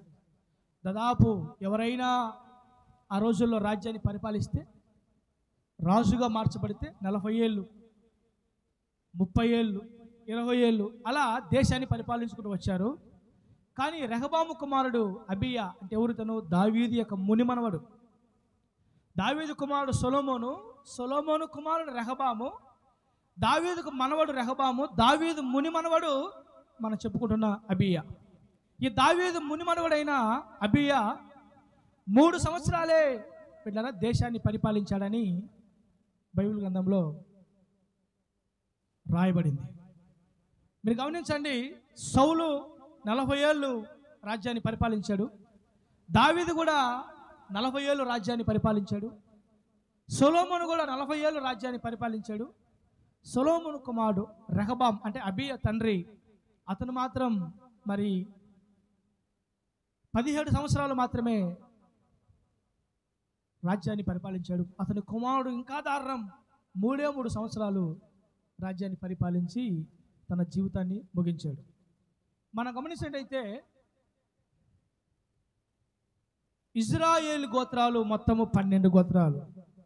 అందులో 10 గోత్రాలు ఒకవైపు వెళ్ళాయి, 2 గోత్రాలు మాత్రమే ఒకవైపు వెళ్ళాయి. 2 గోత్రాల ప్రజలని యూదావారని, 10 గోత్రాల ప్రజలని ఇజ్రాయేల్ అని బిడ్డరా మనం విన్నాం.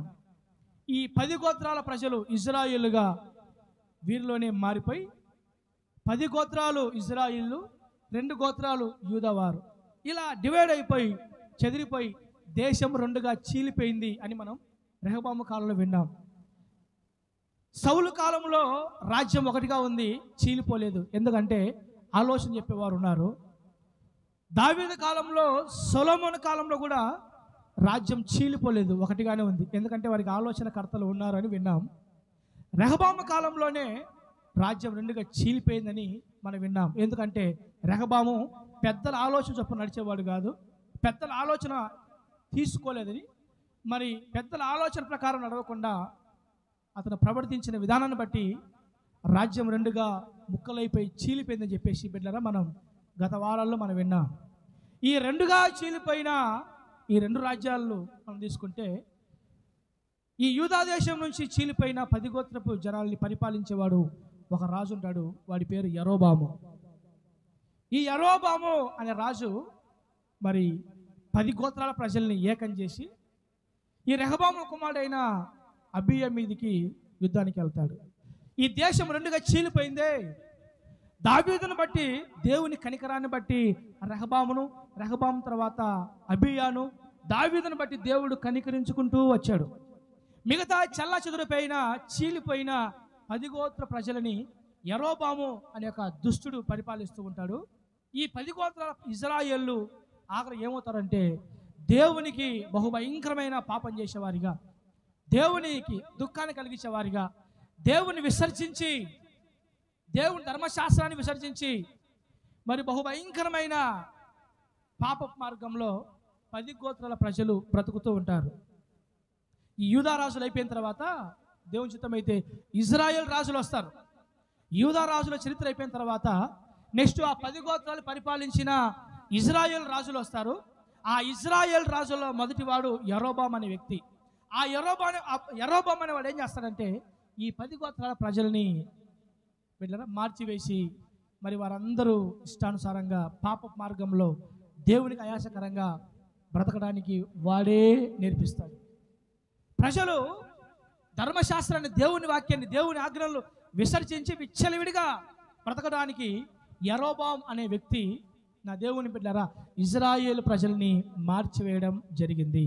ఆ టైంలో మరి ఈ రెహబాము కుమారుడైన అబీయా అనే వ్యక్తి మరి 3 సంవత్సరాలే రాజ్యాన్ని పరిపాలిస్తూ ఉంటాడు. ఈ అబీయా యూదా దేశాన్ని పరిపాలిస్తూ ఉన్నప్పుడు మరి ఇజ్రాయేల్ రాజు అయిన యరొబాము అనే వ్యక్తి ఏం చేస్తాడంటే ఈ యూదుల మీద, లేకపోతే ఈ రెహబాము కుమారుడైన అబీయా మీద అతను యుద్ధానికి వచ్చి, మరి వారంతా ఒకటే, 12 గోత్రాల ప్రజలు యాకోబు సంతానమే, ఇజ్రాయేలులే. అయితే వారిలో వారే చీలిపోయిన తర్వాత ఈ చీలిపోయిన 10 గోత్రాల ప్రజలు 2గా మిగిలిపోయిన యూదా దేశ ప్రజల మీదకి యుద్ధానికి రావడం, వారి మీదకు దాడి చేయడానికి రావడం జరుగుతుంది. ఆ టైంలో ఈ రెహబాము కుమారుడు అబీయా ఏం మాట్లాడతాడంటే, అయ్యో ఇజ్రాయేల్ ప్రజలారా, మనమంతా ఒకటి, మనమంతా ఒక తండ్రి సంతానమే. అయితే యరొబాము అనేవాడు నా తండ్రి కాలంలో రాజ్యాన్ని 2గా చీల్చడానికి కారకుడయ్యాడు. అయితే చీలిపోయిన తర్వాత 10 గోత్రాల ప్రజలైన మీరు దేవునికి దుఃఖకరంగా, దేవునికి ఆయాసకరంగా, దేవుణ్ణి బాధ పెట్టేవారిగా, దేవునికి దుఃఖాన్ని కలిగించేవారిగా మీరు బ్రతుకుతున్నారు. దేవుని ధర్మశాస్త్రాన్ని మీరు విడిచిపెట్టారు. లేవీలను, యాజకులను, ప్రవక్తలను, దైవజనులను మీరు వదిలేశారు. టోటల్గా దేవుని యొక్క ఉగ్రతకి, దేవుని యొక్క కోపానికి మీరు పాత్రలుగా మార్చబడుతున్నారు. జాగ్రత్త. మేమైతే లేవీల సమక్షంలో ఉన్నాం, మేమైతే యాజకుల పక్షంలో ఉన్నాం. మా కొరకు యాజకులు అంటే దైవజనులు, ప్రార్థించే దైవజనులు మాకున్నారు. ఈ దైవజనుల క్రింద మేమున్నాం. మా కొరకు ప్రార్థన చేసే మరి యాజకత్వపు సేవ నడిపింపు కింద మేము అప్పగించుకున్నాం. మేము మా దేవునికి ప్రార్థన చేసుకుంటున్నాం. మేము మన దేవుడైన యెహోవా మీద విశ్వాసం ఉంచాం. మన దేవుడైన యెహోవా మీద మేము ఆధారపడ్డాం. కానీ మీరైతే మనమంతా ఒక్కటే ఉండి కూడా, మనమంతా ఒకటే దేవుని బిడ్డలమైండి కూడా, మనమందరం ఒకే దేవుని ఆరాధించి కూడా మీరు యరొబాము మాటలు విని మీరు పాప మార్గంలో జీవిస్తున్నారు, దేవుణ్ణి వదిలేశారు. ఏదో ఒక రోజు ఖచ్చితంగా దేవుని శిక్ష మీ మీదకి వస్తుంది అని అబీయా చెదిరిపోయిన ఇజ్రాయెల్ ప్రజలతో మాట్లాడుతూ ఉంటాడు. అయితే నా దేవుని బిడ్డలారా, ఈ ఇజ్రాయెల్ ఏం చేస్తారంటే, చెదిరిపోయిన వారు ఈ రెహబాము కుమారుడైన అబీయా మీదకి ఆఖరికి యుద్ధానికి రావడం జరుగుతుంది. వాస్తవానికి ఒక దేశం వారు ఇంకో దేశం మీదకి యుద్ధానికి వెళ్తారు, ఒక రాజ్యం వారు ఇంకో రాజ్యం మీదకి యుద్ధానికి వెళ్తారు. కానీ వీరు ఒకటే దేశం, ఒకటే జనాంగం, ఒకటే ప్రజలైంది, వీరిలో వీరే చీలిపోయి ఆఖరికి నా దేవుని బిడ్డలారా, వీరికే ఒకరినొకరు పడకుండా వీరే ఒకరి మీద ఒకరికి యుద్ధానికి చెలరడానికి ప్రయత్నం చేస్తారు. ఈ అబీయా మాట్లాడతాడు, మీరు దేవునికి ఆయాసకరంగా దుఃఖకరంగా బ్రతకడమే కాకుండా మరలా 2 గోత్రాలుగా మిగిలిపోయిన మా మీదికి, 2 గోత్రాలుగా యూదాగా మిగిలిపోయిన మా మీదికి మీరు యుద్ధానికి వస్తున్నారు. జాగ్రత్త, దేవుడు మా పక్షాన ఉన్నాడు, దైవజనులు మా పక్షాన ఉన్నారు, మేము దేవునికి ప్రార్థన చేస్తాం, దైవజనులు మా కోసం ప్రార్థన చేస్తారు. కాబట్టి నిశ్చయంగా మీరు కానీ ఒకవేళ మా మీదకి వస్తే దేవుడే మిమ్మల్ని మా చేతికి అప్పగిస్తాడు అని ఈ అబీయా అనే వ్యక్తి, రెహబాము కుమారుడైన యూదారాజు అయిన అబీయా ఇజ్రాయేలీలతో దేవుని బిడ్డలారా మాట్లాడడం జరుగుతుంది. నేను ఎందుకు ఈ మాటలు చెప్తానంటే, అలా ఇజ్రాయేలీలే ఈ అబీయా పరిపాలిస్తున్న యూదా దేశం మీదకి ఆ దేవుని బిడ్డలారా నిజంగా యుద్ధానికి రావడమే జరుగుతుంది. కొన్ని లక్షల సైన్య సమూహాన్ని తీసుకొని ఈ 2 గోత్రాలుగా చిన్న గుంపుగా మారిపోయిన యూదా ప్రజల మీదకి ఇజ్రాయేలీలు దండెత్తి వస్తే, ఈ అబీయా అనేవాడు దావీదు యొక్క మునిమనవడు, రెహబాము యొక్క కుమారుడు దేవుని సన్నిధిలో ప్రార్థన చేస్తాడు. ప్రభువా, వారైతే విస్తారమైన గుంపుగా ఉన్నారు, మేమైతే చాలా కొద్ది మంది మాత్రమే ఉన్నాం. వారైతే 10 గోత్రాల ప్రజలు, మేమైతే 2 గోత్రాల ప్రజలమే. వారైతే అనేక రథముల చేత సైన్య సమూహం వారి బలగాన్ని పెంచుకొని వస్తున్నారు, మేమైతే చాలా చిన్న దేశంగా చిన్న రాజ్యంగా ఉన్నాం. కాబట్టి నువ్వు మాకు సహాయం చేయాలి, కాబట్టి మా ప్రార్థన ఆలకించాలి, మా పక్షాన నీవు ఉండాలి, నీ ప్రవక్తలు మా కోసం ప్రార్థించాలి అని ఈ అబీయా అనే వ్యక్తి దేవుని మీద ఆధారపడతాడు, దేవునికి ప్రార్థన చేస్తాడు. అలాగే దైవజనుల దగ్గరికి వెళ్ళి దైవ సేవకులు చెప్పుకుంటాడు, దైవజనులు వారి పక్షాన, ప్రవక్తలు వారి పక్షాన ప్రార్థన చేస్తారు. టోటల్గా ఏం జరిగిందంటే, మరి 10 గోత్రాల ఇజ్రాయేలీలు అబీయా యూదా దేశం మీదకి యుద్ధానికి వచ్చినప్పుడు వీరు ప్రార్థన చేశారు కాబట్టి, వీరు ప్రభు సన్నిధిలో మొరపెట్టారు కాబట్టి, వీరు దేవుని మీద విశ్వాసం ఉంచారు కాబట్టి, వీరు దేవుని మీద ఆధారపడ్డారు కాబట్టి, వీరు దైవశలో నమ్ముకున్నారు కాబట్టి, వీరు దేవుని నమ్ముకున్నారు కాబట్టి, వీరు దేవునితో వారి బాధ చెప్పుకున్నారు కాబట్టి, దేవుడైన యెహోవా మీద వారు విశ్వాసం ఉంచారు కాబట్టి, పెద్ద గుంపుతో వారు యూదా ప్రజల మీదకి వచ్చినా దేవుడే వారి పక్షాన యుద్ధం చేసి ఇజ్రాయేలు ప్రజలను అనేకులు నా దేవుని బిడ్డలారా చనిపోతారు. దేవుడు అడుగు తోడుగా ఉండి అబీయాకి ఆ భయంకరమైన యుద్ధంలో దేవుడు జయాన్ని అనుగ్రహిస్తాడు. నిజంగా కష్టకాలం వచ్చింది, శ్రమకాలం వచ్చింది.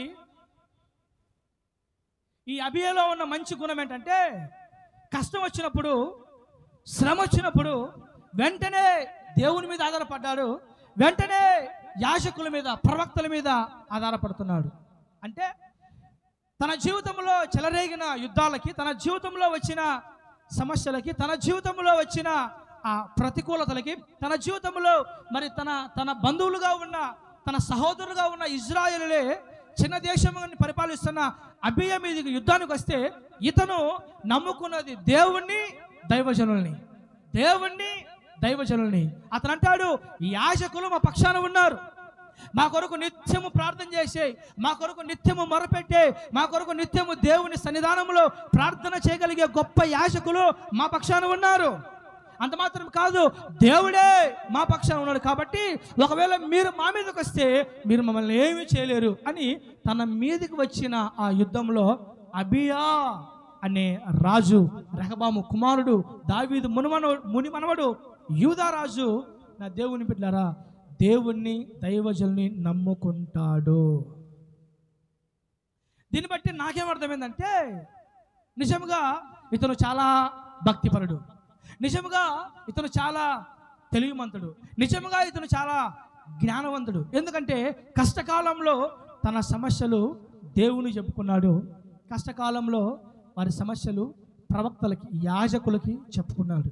దేవుని బిడ్డలారా, ఈ అబియాలో ఉన్న ఈ మంచి గుణం మనకి ఏం నేర్పిస్తుంది, మనకేం తెలియపరుస్తుంది అంటే మన జీవితాల్లో కూడా మరి అనేక పోరాటాలు, అనేక వ్యతిరేకతలు, అనేక ఇరుకులు, ఇబ్బందులు, అనేక సమస్యలు మన జీవితంలో ఒకవేళ పోరాటం వలె, యుద్ధం వలె మన మీదకి చెలరేగినప్పుడు కూడా మనకు ఒకటే ధైర్యం ఉండాలి, దేవుడు మా పక్షాన ఉన్నాడు, దైవజనులు మా కొరకు ప్రార్థన చేస్తారు.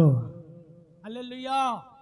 ఇది అబియాలో మనం చూసి నేర్చుకోవాల్సింది. అతను అంటాడు, యాజకులు మా పక్షాన ఉన్నారు, నిత్యము ప్రార్థన చేసి మా కొరకు సన్నిధానములు మొరపెట్టగలిగే యాజకులు మా పక్షాన ఉన్నారు, దేవుడే మా పక్షాన ఉన్నాడు, కాబట్టి మీరు మమ్మల్ని ఏమీ చేయలేరు. విచిత్రం ఏంటంటే ప్రజలు ఒక దేవునికి, ఒక సేవకునికి తప్పితే అందరూ చెప్పుకుంటారు బాధలు. కొంతమంది, నేను గమనించే కొంతమందిని నాకేమర్థమైందంటే కొన్ని కుటుంబాల్లో సమస్యలు, కొన్ని కుటుంబాల్లో ఇబ్బందులు, కొన్ని కుటుంబాలలో పోరాటాలు ఎదురైనప్పుడు దేవుని కంటే, దైవజనుల కంటే, నా దేవుని పిల్లరా, ఇరుగు పొరుగు వారికి, లేకపోతే తెలిసిన వారికి, మనుషులకి, బంధువులకి ఇలా చెప్పుకుంటూ ఉంటారు. మరి కొంతమంది అయితే మరీ కొన్ని పర్సనల్స్, డీప్ విషయాలు కూడా దేవుని దగ్గర, దైవజనుల దగ్గర చెప్పుకోకుండా నా దేవుని పిల్లరా మనుషులతో చెప్పుకుంటారు. మనుషులతో చెప్పుకొని చులకనగా మారిపోతుంటారు. నేను ఈ సందర్భంగా ఒక మాట చెప్తా, నా వైపు చూడండి. మీరు ఎప్పుడైనా ఒక మాట గుర్తుపెట్టుకోండి, మనకెంత స్నేహంగా ఉన్నా, మనకెంత ఫ్రెండ్స్గా ఉన్నా, మనకెంత డీపెస్ట్గా, వెరీ డీపెస్ట్, చాలా లోతైన స్నేహం, బంధం మనకున్న, ఎక్కడ ఎప్పుడు కూడా మన అంతరంగ వ్యక్తిగత విషయాలు నా దేవుని బిడ్డలారా నోరు తెరిచి ఇతరులతో ఎవరితో చెప్పుకోకూడదు. హల్లెలూయా, ప్రైజ్ ద లార్డ్. నేను మరలా చెప్తున్నాను, మన జీవితంలో మనం తెలుసుకోవాల్సిన విషయం ఏంటంటే మనతో ఎంత క్లోజ్ ఫ్రెండ్స్ అయినా, మనతో ఎంత సహవాసంగా మంచిగా ఉండే బంధువులైనా, మన అంతరంగ, మన వ్యక్తిగత విషయాలు ఉంటాయే, కొన్ని పర్సనల్స్, ఇలాంటివి దయచేసి నోరు జారి పిల్లరా ఫ్రెండ్స్తోనూ, బంధువులతోనూ, బాగా క్లోజ్గా ఉన్న వారితోనూ పొర్రపాటున చెప్పుకోకూడదు.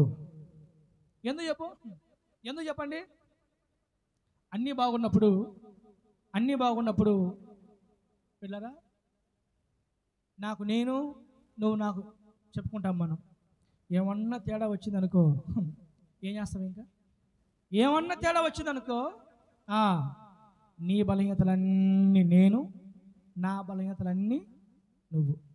ఆ రోజు ఇద్దరమే పర్సనల్గా చెప్పుకుంటాము, కానీ తేడా వచ్చిందంటే పర్సనల్గా చెప్పుకున్నవి నా దేవుని పిల్లరా నడి రోడ్ల మీద, బజార్ల మీద కేకలేస్తాయి. కాబట్టే బైబిల్ సెలవిస్తుంది, నీ ముఖ్య స్నేహితుని యందు నమ్మిక ఉంచవద్దు, నీ కౌగిట్లో పడుకున్న భార్య దగ్గర కూడా నీ నోటికి నువ్వు కాపు పెట్టుకో. దయచేసి నీ అంతరంగ వ్యక్తిగత విషయాలు, క్లోజ్గా ఉన్నాం కదా, డీప్గా ఉన్నాం కదా అని చెప్పి నోరు జారేవనుకో, ఒకనాడు పరిస్థితి తేడా అయిపోతుంది, ఒకనాడు మనస్పర్ధలు విరోధం వచ్చేస్తుంది. అప్పుడు రహస్యంగా చెప్పుకున్నవన్నీ ఒకరికొకరు పబ్లిక్లో ఎత్తిపోసుకోవాల్సిన సందర్భం వస్తుంది. కాబట్టి అబియాను బట్టి మనకేమర్థమవుతుందంటే ఇతను సమస్య వచ్చింది, ఇతను కష్టం వచ్చింది, ఇతనికి బాధ వచ్చింది, దేవుడితో చెప్పుకుంటున్నాడు, అలాగే దైవజనులతో చెప్పుకుంటున్నాడు అని. దీన్ని బట్టి మనకేమర్థం అవ్వాలంటే మన జీవితంలో కూడా కొన్ని ఇరుకు ఇబ్బందులు ఎదురైనప్పుడు, కొన్ని పోరాటాలు, ప్రతికూలతలు ఎదురైనప్పుడు మనం ఎవరితో చెప్పుకోవాలి? దేవునితో చెప్పుకోవాలి, అలాగే దైవజనులతో చెప్పుకోవాలి. ఇంతకు మించి ఇంకెవరి దగ్గరైనా నోరు జారేమా, యేసు రక్తమే జయం, అయిపోయింది ఇంకా సీన్. అలా ఈ అబియా తన జీవితంలో తను రాజ్యాన్ని పరిపాలించిన 3 సంవత్సరాల కాలంలోనే మరి శత్రువులు యుద్ధానికి వచ్చినప్పుడు, ఇజ్రాయేలులే సొంత సహోదరులే వారి మీద దాడి వచ్చినప్పుడు ఇతను ఏం చేశాడంటే దేవుని నమ్ముకున్నాడు, దేవుని ఆశ్రయించాడు, దేవుని సేవకులను ఆశ్రయించాడు, దేవునికి ప్రార్థన చేశాడు, దేవుని సన్నిధికి వెళ్ళాడు. అంతా బాగుంది, అంతవరకు చాలా బాగుంది, అంతవరకు చాలా భక్తిపరుడుగా ఈ అబీయా ఉన్నట్లుగా ఆ దేవుని బిడ్డలారా మన బైబిల్లో చూస్తూ ఉన్నాం. అయితే ఇంత ప్రార్థనాపరుడు, ఇంత భక్తిపరుడు, ఇంతగా దేవుని సన్నిధిలో ప్రార్థన చేసేవాడు, ఇంతగా దైవజనులను నమ్ముకున్నవాడు, ఇంతగా దేవుని మీద ఆధారపడేవాడు. రెండవ కోణాన్ని మనం గమనిస్తే నా దేవుని బిడ్డలారా, ఒక పక్క దేవుని నమ్ముకున్నాడు, దేవుని మీద ఆధారపడ్డాడు, దేవుని సన్నిధికి వెళ్తున్నాడు, ప్రార్థన చేసుకుంటున్నాడు, విశ్వాసం ఉంచాడు, నమ్ముకున్నాడు, అంతా బాగుంది. మరో పక్క పాపం మార్గం నడుస్తూ పాపాన్ని చేస్తూ ఇష్టానుసారంగా నడుస్తున్నాడు. అంటే ఒక్క మాటలో చెప్పాలంటే ఇతను దేవునిలో సాగిపోతున్నాడు, అలాగే లోకంలో సాగిపోతున్నాడు. అలా దేవునితో మొరపెట్టుకుంటున్నాడు, దేవుని సన్నిధిలో ప్రార్థన చేస్తున్నాడు, దేవునికి అన్ని చెప్పుకుంటున్నాడు, దేవునికి విధేయుడిగా ఉంటున్నాడు, దేవునికి నమ్మకస్తుడిగా ఉంటున్నాడు, అన్ని బాగా చేస్తున్నాడు. ఒక పక్క పాపం చేస్తున్నాడు, బలహీనంగా ఉంటున్నాడు, ఇష్టానుసారం బ్రతుకుతున్నాడు, దేవుని కొన్ని ఆయాసకరమైనవన్నీ చేస్తూ ఇలా జీవిస్తూ ఉన్నాడు. సేమ్ ఒక పక్క దేవుణ్ణి ఆరాధిస్తున్నాడు, మరో పక్క లోకాన్ని వెంబడిస్తూ ఉన్నాడు. ఒక మాటలో చెప్పాలంటే రెండు తలంపుల జీవితము.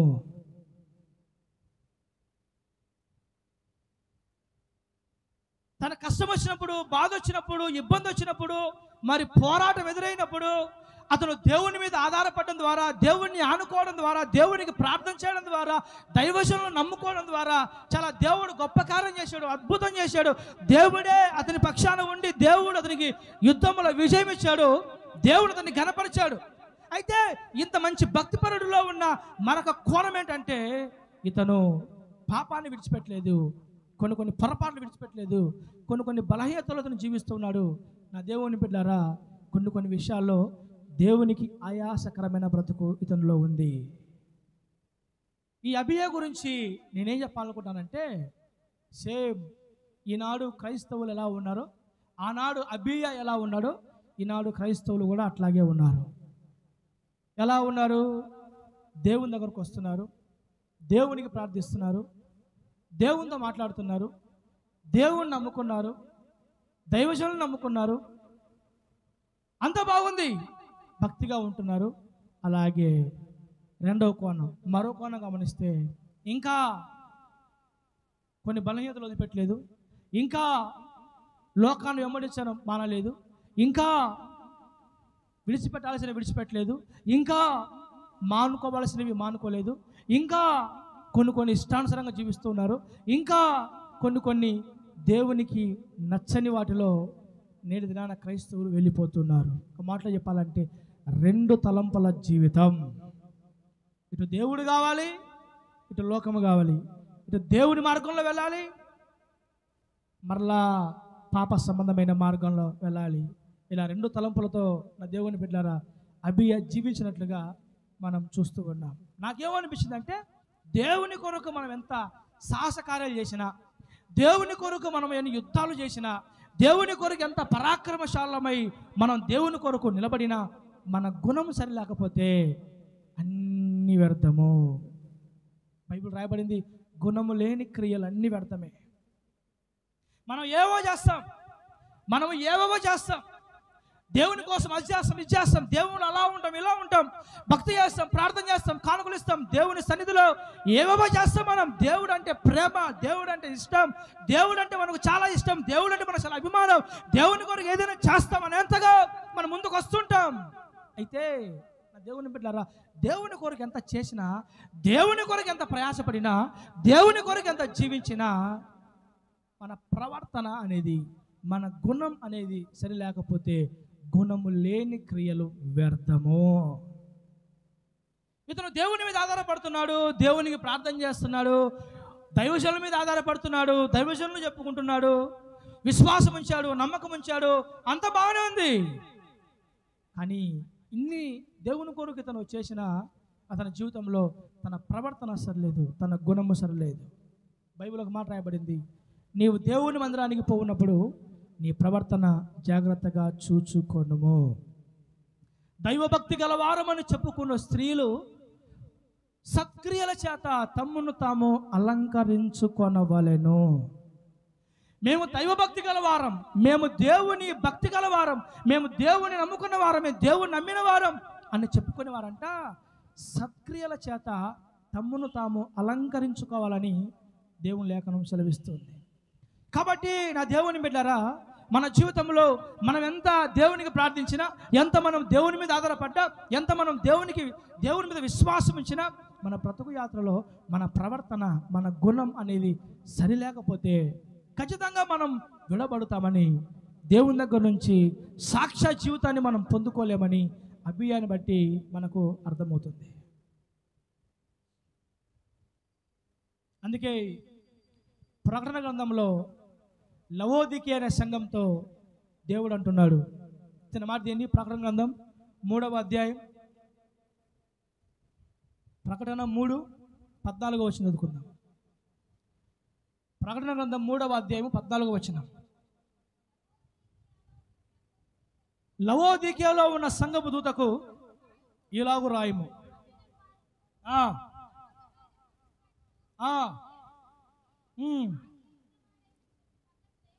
ఏవనగా, నీ క్రియలను నేను ఎరుగుదును, నీవు చల్లగానైనను వెచ్చగానైనను లేవు, నీవు చల్లగానైనను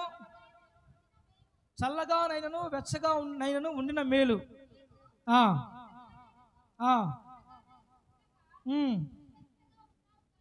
నులివెచ్చగా ఉన్నావు గనుక నేను నిన్ను నా నోటి నుండి ఉమ్మివేయనుద్దేశించుచున్నాను. నీ క్రియలను నేను ఎరుగుదును, నీవు చల్లగానైనను వెచ్చగానైనను లేవు. నీవు చల్లగానైనను వెచ్చగానైనను ఉంటే నీకు బాగుంటుంది. నీవు వెచ్చగానైనను చల్లగానైనను ఉండక నులివెచ్చగా ఉన్నావు గనుక నేను నిన్ను నా నోట నుండి ఉమ్మివేయను ఉద్దేశించుచున్నాను. ఈ మాటకు అర్థం ఏంటంటే, లవోదికీయలో ఒక సంఘం ఉంది. ఈ సంఘం ఎలా ఉందంటే నులివెచ్చగా ఉందంట. అటు చల్లగా లేదు, అటు వెచ్చగా లేదు, నులివెచ్చని స్థితిలో ఉందంట. దేవుడు అంటున్నాడు, నువ్వు ఉంటే చల్లగానైనా ఉండు, లేకపోతే వెచ్చగానైనా ఉండు. అంటే నువ్వు ఉంటే దేవుళ్ళైనా ఉండు, లేకపోతే లోకంలోనైనా ఉండు. నువ్వు దేవుల్లో ఉన్న మేలే, లేకపోతే లోకంలో ఉన్న మేలే. నువ్వు దేవుల్లో ఉండక లోకంలో ఉండక నువ్వు ఎలా ఉన్నావు? దేవుడు లోకము కలిసి ఉన్నావు. అంటే నులివెచ్చని స్థితిలో ఉన్నావు, సగం దేవుడు సగం లోకం. ఇలా ఉంటే నా నోట నుండి నీ మీద ఉమ్మి వేస్తాను అని లవోదికీయలో ఉన్న సంఘంతో దేవుడు మాట్లాడుతున్న మాట. అంటే రెండు తలంపులతో జీవిస్తే నా దేవుని బిడ్డరా, దేవుడు ఉమ్మి వేస్తాడంటే ఎంత కఠినమైన మాట. దేవునికి ఎంత బాధ ఉంటే, దేవునికి ఎంత కోపం ఉంటే, దేవునికి ఎంత దుఃఖం ఉంటే, దేవునికి ఎంత నచ్చకపోతే ఆ మాట మాట్లాడండి. నేను నీ మొహాన ఉమ్మి వేస్తానంటే అది ఎంత భయంకరమైన మాట, ఎంత కఠినమైన మాట. ఎందుకు దేవుడు అంత కఠినమైన పదాన్ని అక్కడ లవోదికీయ సంఘం విషయంలో ఉపయోగిస్తున్నాడంటే, ఈ సంఘం అంట నులివెచ్చగా ఉందంట. అంటే వెచ్చగానైనాను ఉన్న మేలే, చల్లగానైనా ఉన్న మేలే, అంటే కాకుండా నులివెచ్చగా ఉంది కాబట్టి నేను ఉమ్మి వేస్తాను. అంటే అటు దేవునిలో కాకుండా ఇటు లోకంలో కాకుండా రెండు తలంపులతో నులివెచ్చని స్థితిలో ఉంది లవోదికీయ సంఘము అని దేవుని బాధ. కాబట్టి నా దేవుని బిడ్డలారా, ఈ మాటలు మనకేం తెలియపరుస్తున్నాయంటే, మన బ్రతుకు జీవితంలో కూడా మనం ఉంటే అటైనా ఉండాలి, లేకపోతే ఇటైనా ఉండాలి. రెండు తలంపులతో మనం ఉంటే ఖచ్చితంగా దేవుని యొక్క కోపానికి పాత్రలుగా మనం మార్చబడతామనేది ఈ సంఘాన్ని బట్టి దేవుడు మనకందరికీ తెలియపరుస్తున్న మాట. ఉంటే నమ్మకస్తులుగా జీవించాలి, ఉంటే దేవునికి నమ్మకంగా జీవించాలి, ఉంటే దేవుని కొరకు ఎంత రోషం కలిగిన బ్రతకాలి, ఉంటే దేవుని కొరకు మనం నమ్మకత్వాన్ని ప్రాణం పోయేంత వరకు, ఊపిరి ఆగిపోయేంత వరకు దేవునికి నమ్మకత్వం విషయంలో నమ్మకంగా మనం బ్రతికితే నా దేవుని బిడ్డలారా, దేవుడు మన జీవితాలు, మన కుటుంబాలు, మన సంఘాలను బహుగా ఆశీర్వాదకరంగా మార్చివేస్తాడు. ఈ చివరి దినాలలో, ఈ అంత్య దినాల్లో ఉండే క్రైస్తవుల్లో, ప్రజలందరిలో ఉండే ఒక దుర్గుణం, ఒక భయంకరమైన గుణం ఏంటయ్యా అంటే నమ్మకత్వం అనేది. నమ్మకత్వం అనేది చాలామంది కాపాడుకోలేరు. నమ్మకత్వం అనేది చాలామంది సంపాదించుకోలేరు. నమ్మకత్వం అనేది చాలామంది దేవుని దగ్గర సంపాదించుకోవడం చాలా కష్టంగా ఉంటుంది. కొన్నిసార్లు దైవజనుల దగ్గరే నమ్మకత్వాన్ని కాపాడుకోలేకపోతే ఇంకా దేవుని దగ్గర మన నమ్మకత్వాన్ని ఏం సంపాదించుకుంటాం? అంతే కదా. దైవజనుల దగ్గరే నమ్మకత్వాన్ని కాపాడుకోకపోతే, దేవుని సేవకుల దగ్గరే నమ్మకత్వాన్ని సంపాదించుకోకపోతే, ఇంకా దేవుని దగ్గర నమ్మకత్వం ఎక్కడ మనం సంపాదించుకుంటాం? బైబిల్ రాయబడింది బిడ్డలారా, ఏముందంటే, దేశంలో నమ్మకస్తులైన వారి కొరకు నేను కనిపెట్టుచున్నాను. నాకు పరిచారకులుగా ఉండాలని, నాకు పరిచర్య చెయ్యాలని, నిర్దోష మార్గంలో నాకు పరిచర్య చేసేవారు ఎవరైనా ఉన్నారా? నా కోసం బ్రతికేవారు, నా గురించి ప్రకటించేవారు, నా గురించి బోధించేవారు, నా మాటలు ఇలా ఇలా ఇలా సంబోధించేవారు ఎవరైనా ఉంటే, అలాంటి వారు ఎవరై ఉండాలి అంటే నమ్మకస్తులై ఉండాలి. నాకు ఎవరైనా పరిచారకులు నమ్మకస్తులైన వారు దొరికితే అలాంటి వారికి పరిచర్య యాజక ధర్మాన్ని నేను అప్పగిస్తాను. కాబట్టి అలాంటి నమ్మకస్తులు ఎవరైనా ఉన్నారా? ఒకవేళ ఉంటే అలాంటి వారి కోసం నేను కనిపెడుతున్నాను. దేశంలో నమ్మకస్తులైన వారి కొరకు నేను కనిపెడుతున్నాను అని దేవుడు తన వాక్యం ద్వారా మాట్లాడుతున్నాడు. అంటే నా దేవుని బిడ్డలారా, దేవునికి ఎవరు కావాలయ్యానంటే నమ్మకమైన వారు దేవునికి కావాలి. నిజంగా మనం ఎంత నమ్మకంగా ఉంటామో అంతగా దేవుడు మనల్ని ఆశీర్వదిస్తాడు. ఎంతగా మన నమ్మకత్వాన్ని మనం కాపాడుకుంటామో, సంపాదించుకుంటామో, అంతగా దేవుని దగ్గర నుంచి రెట్టింపైన ఆశీర్వాదాలు మన జీవితంలో అనుగ్రహించబడతాయి. ఈరోజు భక్తిలో కానీ, ఆత్మీయతలో కానీ, ప్రార్థనలో కానీ, దేవుని సన్నిధిలో కానీ, దేవుని మందిరం విషయంలో కానీ, దేవుని దగ్గర కానీ, సేవకుల దగ్గర కానీ బిడ్డలారా, నమ్మకత్వం అనేది చాలా దిగజారిపోతూ ఉంటుంది అనేక మంది దేవుని బిడ్డల భక్తుల జీవితాలలో. నిజంగా ఆశ్చర్యకరంగా మనము కాన్ఫరెన్స్ కాల్ అరుణోదయ ప్రార్థన స్టార్ట్ చేసాం. నిజంగా మహిమకరంగా ఆ కాన్ఫరెన్స్ కాల్ ప్రార్థన సాగిపోతూ ఉంది. దౌర్భాగ్యం, బాధకర విషయం ఏంటంటే బిడ్డలారా, కొంతమందికి అవకాశం ఉండి ప్రార్థనలో ఏకీభవించలేకపోతున్నారు. కొంతమందికి అవకాశం లేకపోయినా ఎలాగైనా సరే మేము ప్రార్థన చేయాలి, ఎలాగైనా సరే కాన్ఫరెన్స్ కాల్ మేము ఉండాలి. నిజం చెప్పాలంటే ఈ మధ్యకాలంలో నమ్మకం లేచామనుకోండి, ఫర్ ఎగ్జాంపుల్ 3 గంటలకు లేచాం, 3కు లేచాం అనుకుందాం, నేనే 3 గంటలకు లేచా అనుకుందాం. ఇక మళ్ళా కానీ పడుకున్నాను అనుకో, తిరిగి లేచేసరికి 5 అవుద్ది 6 అవుద్ది అని చెప్పి 3కు లేస్తే 3 నుంచి అలాగే ప్రార్థనలు ఉండాల్సి వచ్చింది. ఫర్ ఎగ్జాంపుల్ 4 గంటలకు లేచామనుకో, ఎన్ని గంటలకు మన కాన్ఫరెన్స్ కాలు? 4:40కి. ఇంకా 40 నిమిషాలు ఉంది కదా అని చెప్పి బిడ్డరా అలా పడుకున్నాం అనుకో, అయిపోయింది. ఇంకా మొన్న అట్టే జరిగింది. ఒకరోజు కరెక్ట్గా 4కు లేచాను. ఇంకా అరగంట టైం ఉంది కదా, ఈ అరగంట సేపు కాసేపు అబ్బా చాలా ఒళ్ళు చాలా నీరసంగా ఉంది, అరగంట సేపు పడుకుందాం వచ్చి అట్లా కళ్ళు మూసాను. అయిపోయింది. ఇంకా 4:40 అందరూ కాన్ఫరెన్స్ కాల్లోకి వచ్చేసారు. వచ్చి 5 నిమిషాలు అయిపోయింది. 4:40, 4:45 అయింది. నేను ఇంకా రాలా. ఊరు దగ్గర ఉన్నాడు కదా కిరణ్ వెంటనే నాకు ఇంకో నెంబర్ ఉంది నా దగ్గర, ఇంకో సెల్ ఉంది, అది ఆ సెల్. దాని వెంటనే ఫోన్ చేశాడు, ఏమి ఇంకా రాలేదని. టైం చూస్తే 4:50, 4:05 కావస్తుంది. అప్పుడే వెంటనే అప్పటికప్పుడే వచ్చి బిడ్డలారా, ఇంకా అంటే ఒకసారి మిస్ అయితే ఇంకా మళ్ళీ తిరిగి లేస్తాములేమో అనే ఉద్దేశం చేత 3కు లేచినా 4కు లేచినా నేనైతే అలాగే ప్రార్థనలో ఏకీభవిస్తట్టే కూర్చుంటున్నది. ఎందుకు ఈ మాట చెప్తానంటే ఆ కాన్ఫరెన్స్ కాల్ని గట్టిగా తీసుకోవాలని, ఆ కాన్ఫరెన్స్ కాల్లో ప్రార్థన బలంగా తీసుకోవాలని. నాకు ఒక బాధ ఏంటంటే మనలో కొంతమందికి అవకాశం ఉన్నా కూడా రాలేకపోతున్నారు చూడు, అది కొంచెం బాధ అనిపించింది నాకు. అవకాశం లేకపోతే ఇబ్బంది లేదు, ఎవరిని ఎక్కడ ఏ విధంగా కూడా మన ఇబ్బంది పెట్టకూడదు నా సిద్ధాంతం.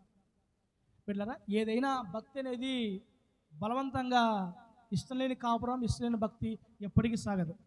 ఇష్టం లేని కాపురం, ఇష్టం లేని భక్తి ఎక్కువ కాలం సాగదు అది. కాబట్టి మనం బలవంతం చేయకూడదు అనుకుంటూ నేను ఉంటున్నాను. కొంతమంది మనం గమనించినప్పుడు ఆల్మోస్ట్ బేతంచల సంఘంలో వాట్సాప్ మెయింటైన్ చేసే వాళ్ళు అందరూ వచ్చినట్టే నాకు తెలిసి. మన సంఘంలో వాట్సాప్ మెయింటైన్ చేసే వాళ్ళు కూడా రాలేకపోతున్నారు.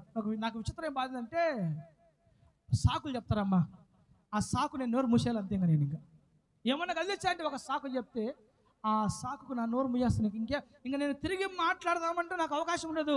మరి ఎట్ట పట్టుకొస్తారో ఏమో ఆ సాకులు, కానీ ఎలా చదివి తీసుకొస్తారో లేకపోతే ఏమన్నా ఫాలో అవుతారో నాకు అర్థం కాదు. కానీ అంటే ఆ సమయాన్ని సందర్భాన్ని కరెక్ట్ సాకు ఎట్ట వస్తుందంటే అది ఇంకా నేను మళ్ళీ మాట్లాడకూడదు అంతే. ఇంకా నేనేం మాట్లాడుతాను, ఇంక అంత మాట చెప్తే ఇంకేం మాట్లాడలేను.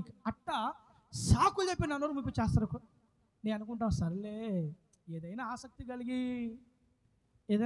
కలిగి ఉండాలి కదా, ఆసక్తి కలిగి ఏదైనా చేయాలి కదా. బలవంతంగా మనం నెట్టుకొచ్చినా ఏమీ ఇక్కడ ఒరిగేది ఏమీ లేదు, వాళ్ళు బలపడేది ఏమి లేదు. ఏదైనా ఆత్మీయపూర్వకంగానే ఉండాలి. నిజంగా నిన్నగాక మొన్న వచ్చిన ఒక అబ్బాయి సొలొమోన్ అని బేదంచర్లో మనం ప్రార్థన చేస్తూ ఉంటాం కాన్ఫరెన్స్ కాల్లో. నిన్నగాక మొన్న వచ్చాడు ఆ అబ్బాయి సొలొమోన్ అనే అబ్బాయి. వెళ్ళారా ఎంత నమ్మకస్తుడు అంటే ఆ సొలొమోన్ చాలా నమ్మకస్తుడు. ఆ అబ్బాయికి పొట్టకు అక్షరం రాదు, వేలుముద్ర. ఆ అబ్బాయి భాష కూడా మీరు గమనిస్తే చాలా మొరటి భాష. ఆ అబ్బాయిది చాలా మొరటి భాష. ఈ మధ్య జస్ట్ ఒక నెల అయింది పరిచయం అయ్యి 1 నెల అయింది అంతే. మన ఊరు నుంచి ఇంచుమించు 25 కిలోమీటర్ దూరం వస్తుంది వాళ్ళ ఊరు. ఎటో మొత్తానికి యూట్యూబ్లో ఫేస్బుక్లో కనిపెట్టి మన ఊరు దగ్గర ఉన్న కిరణ్ మన వాట్సాప్లో స్టేటస్లో వాక్యాలు పెడుతున్నాడంట. ఆ కిరణ్ నెంబర్ ఆ అబ్బాయి దగ్గర ఉందంట. ఆ కిరణ్ స్టేటస్లో వాక్యాలు చూసి ఎవరో ఈ పాస్ ఎటనగానే కనుక్కోవాలా అని ప్రార్థన చేసుకున్నాడంట. సడన్గా ఒకరోజు నేను బేతంచెర్ల బస్ స్టాండ్లో బైక్ వేసుకుని వెళ్తున్నప్పుడు నన్ను చూసి సడన్గా ఆపి నువ్వు పలానా పాస్టర్ కదా అన్నాడు. అవునయ్యా నేనే, నువ్వెవరు అంటే ఇలా పలానా కిరణ్ అన్న మీ వాక్యాలు స్టేటస్లో పెట్టుకుంటా ఉంటాడు, ఆ కిరణ్ నాకు పరిచయం, అతను డ్రైవర్ కదా అన్నాడు. అవునయ్యా డ్రైవరు, ఆ అన్న స్టేటస్లో మీ వాక్యాలు చూసాను పాస్టర్ గారు నేను, మరి మన పలానా అని చెప్పుకొచ్చాడు. తిరా చూస్తే ఒక దూరపు బంధువు అవుతాడు మనకు అబ్బాయి. నేను అబ్బాయిలో గమనించిందంటే బిడ్డలారా, జస్ట్ నెల అయింది పరిచయం అయ్యి. ఈ నెల పరిచయంలో ఆ అబ్బాయి ఎంత నమ్మకత్వం నాకైతే నిజంగా చాలా సంతోషం వేసింది. ఇలాంటి వాళ్ళు నాకు కావాల్సింది, ఇలాంటి వాళ్ళు ఉండాలి. అతను ఎంత రగిలిపోతాడంటే ఆ అబ్బాయి ఎంత నమ్మకస్తుడంటే చెప్పాను బేతంచెర్ల పరిచయలో, నువ్వు వినోద్ ఇద్దరు వాడబడాలి అని చెప్తే ఈరోజు నేటికి వినోదు ఆ అబ్బాయి సొలొమోను దేవుని మహిమకరంగా వాడబడుతున్నారు. అసలు ఆశ్చర్యకర మాట చెప్పంటారా, ఆశ్చర్యకర మాట. ఈ మాట నాకే షాక్ అన్నమాట. బైబిల్లో ఇదిగో నేను స్వస్థపరిచే యెహోవాను నేనే అనే మాట ఆడుంది అని అంటే నేను చెప్పలేను. ఆ అబ్బాయి బావా పలా నిర్గమకాండం పలానా అధ్యాయం పలానా విషయంలో ఉందంటాడు. ఎట్లా చెప్తాడేమో నాకు తెలీదు. తర్వాత ఇంకో మాట, గడాంధకారపు లోయలో నేను సంచరించిన, ఈ మాట ఎక్కడుంది అని అంటే నేనైతే వాస్తవం చెప్పాలంటే చాలా కొన్ని నాకు ఉన్నాయి. నేను బీకాం చేశాను. నేను అరొకరో కొన్ని వాక్యాలు నాకు రెఫరెన్స్లో మైండ్లో ఉన్నాయి, అన్ని మైండ్లో లేవు. కానీ ఈ బైబిల్లో ఏ రెఫరెన్స్ ఎక్కడుందో ఆ అబ్బాయిని అడిగితే టక్క చెప్పేస్తాడు. నేను ఆశ్చర్యపోయి ఇది ఎలా సాధ్యం? ఒక చదువు రానోడికి ఏలుముద్రగాడికి ఆ సొలొమోను ఆ మాట, బావా పలానా దగ్గర పలానా వాక్యం ఉంది, ఇదిగో పలానా అధ్యాయంలో పలానా నెహెమ్యా గ్రంథంలో ఈ మాట ఉంది. ఒరే నాయన, ఆ నెహెమ్యా గ్రంథం నాకే చాలా తక్కువ పరిచయం. అవును బాబా, ఆ నెహెమ్యా గ్రంథంలో పలానా మాట ఉంది, యోబు గ్రంథం పలానా అధ్యాయం పలానా వచ్చేలో పలానా మాట ఉంది, కీర్తనలు 150 కీర్తనలు, యాడ గుర్తుపెట్టుకు 150 కీర్తనలు, పలానా 150 కీర్తన 6వ వచనంలో ఈ మాట ఉంది అంటాడు. నేనైతే నాకు ఎంతమంది సేవకులు తెలుసో, దీవెనే కానుంచి తెలుసు నాకు సేవకులు. దీవెనే కానుంచి తీసుకుంటే నా దాకా అట్ట చెప్పగలిగే సేవకుడు ఏ ఒక్కరు నాకంటే గణపల్ల ఈ రోజు దాకా. ఏంటో అద్భుతం. నాకేమర్థమైందంటే నమ్మకస్తుడు అబ్బాయి. ఎంత నమ్మకస్తుడు అంటే చదువు రాకపోయినా ఆ బైబుల్ ఆడియో ఉంటుంది కదా యూట్యూబ్లో, అది పెట్టుకొని వింటూ అయినా 1 చెప్పగలుగుతాం, 2 చెప్పగలుగుతాం, 3 చెప్పగలుగుతాం, 4 చెప్పగలుగుతాం. ప్రతి గ్రంథంలో చెప్పాలంటే యాడ చెప్పగలుగుతాం, నా వల్ల అయితే అసలు కాదు. నేను ఏం గమనించాను ఆ అబ్బాయిలో అంటే, నా దేవుని బిడ్డలారా, ఆ అబ్బాయి నమ్మకస్తుడు అంటే మామూలు నమ్మకస్తుడు కాదు. అబ్బాయి దేవునికి నమ్మకస్తుడుగా ఉన్నాడు. నేను ఏంది పరిచయమే ఒకటే మాట అంటున్నాడు, అయ్యగారు మీరేం చెప్తే అది చేస్తా, నేను మీరు ఆడ కూర్చోమంటే ఆడ కూర్చుంటా, నేను మీరు చెప్పండి చెప్తా, కూర్చోమంటే కూర్చుంటా, మీరు ఆడికెళ్ళమంటే మీరు ఆడికెళ్ళమంటే ఆడికి వెళ్తా, నేను ఇదిగో నా జీవితం మీతోనే అంకితం అయిపోవాలంతే. అలా మాట్లాడుతుంటే నిన్నగాక మొన్న వచ్చిన నాతో పాటు ఏళ్ళ తరబడి నాతో పాటు ఉండే సేవకులు నాతో పాటు ఉన్నారు కదా, మనం గమనిస్తూ ఉన్నాం కొంతమందిని. వినోద్ని కానీ ఇక్కడ కానీ వెళ్ళారా? వీళ్ళెవరిలో చూడ నమ్మకత్వం నాకు అబ్బాయిలు కనపడింది. నెల అయిందంటే ప్రాణం పెడతాడట్టే. నాకు అనిపించింది ఇలాంటోడు ఒక్కడు కదా, ఇలాంటోడు ఒక్కన్న పక్కనుండే చాలు ప్రభువా, సేవ మామూలు సేవ చేయవు. ఇంకా చచ్చిపోతాడంటే అబ్బాయి ఇంకా ఎక్కడ ప్రార్థన. నేను ఊరికి వెళ్తే చాలు ఇంకా ఈరోజు ఎక్కడ ప్రార్థన, రేపు ఎక్కడ ప్రార్థన, ఎల్లుండి ఎక్కడ ప్రార్థన. ఏంటి పరిస్థితి? నాకే విసుకొస్తుంది ఒకసారి నాకే విసుకొచ్చిపోద్ది. ఏంద్రా ఇంత ఇదిగా, అసలు నాలో కూడా ఇంత భక్తి లేదే, నాలో కూడా ఇంత తీవ్రత లేదే, నాలో కూడా ఇంత మంట లేదే. ఈ అబ్బాయి ఏంది అంటే బాబా ఎట్టన కానీ మనం చేయాలి. ఆ అబ్బాయి మాట్లాడుతుంటే నేను మాట్లాడితే సంఘానికి ఎట్లాగా మంట రగలొద్దో ఆ అబ్బాయి మాట్లాడితే నాకు మంట రగలొద్ది. పక్క మొరటి భాష, అర్థం కాని భాష.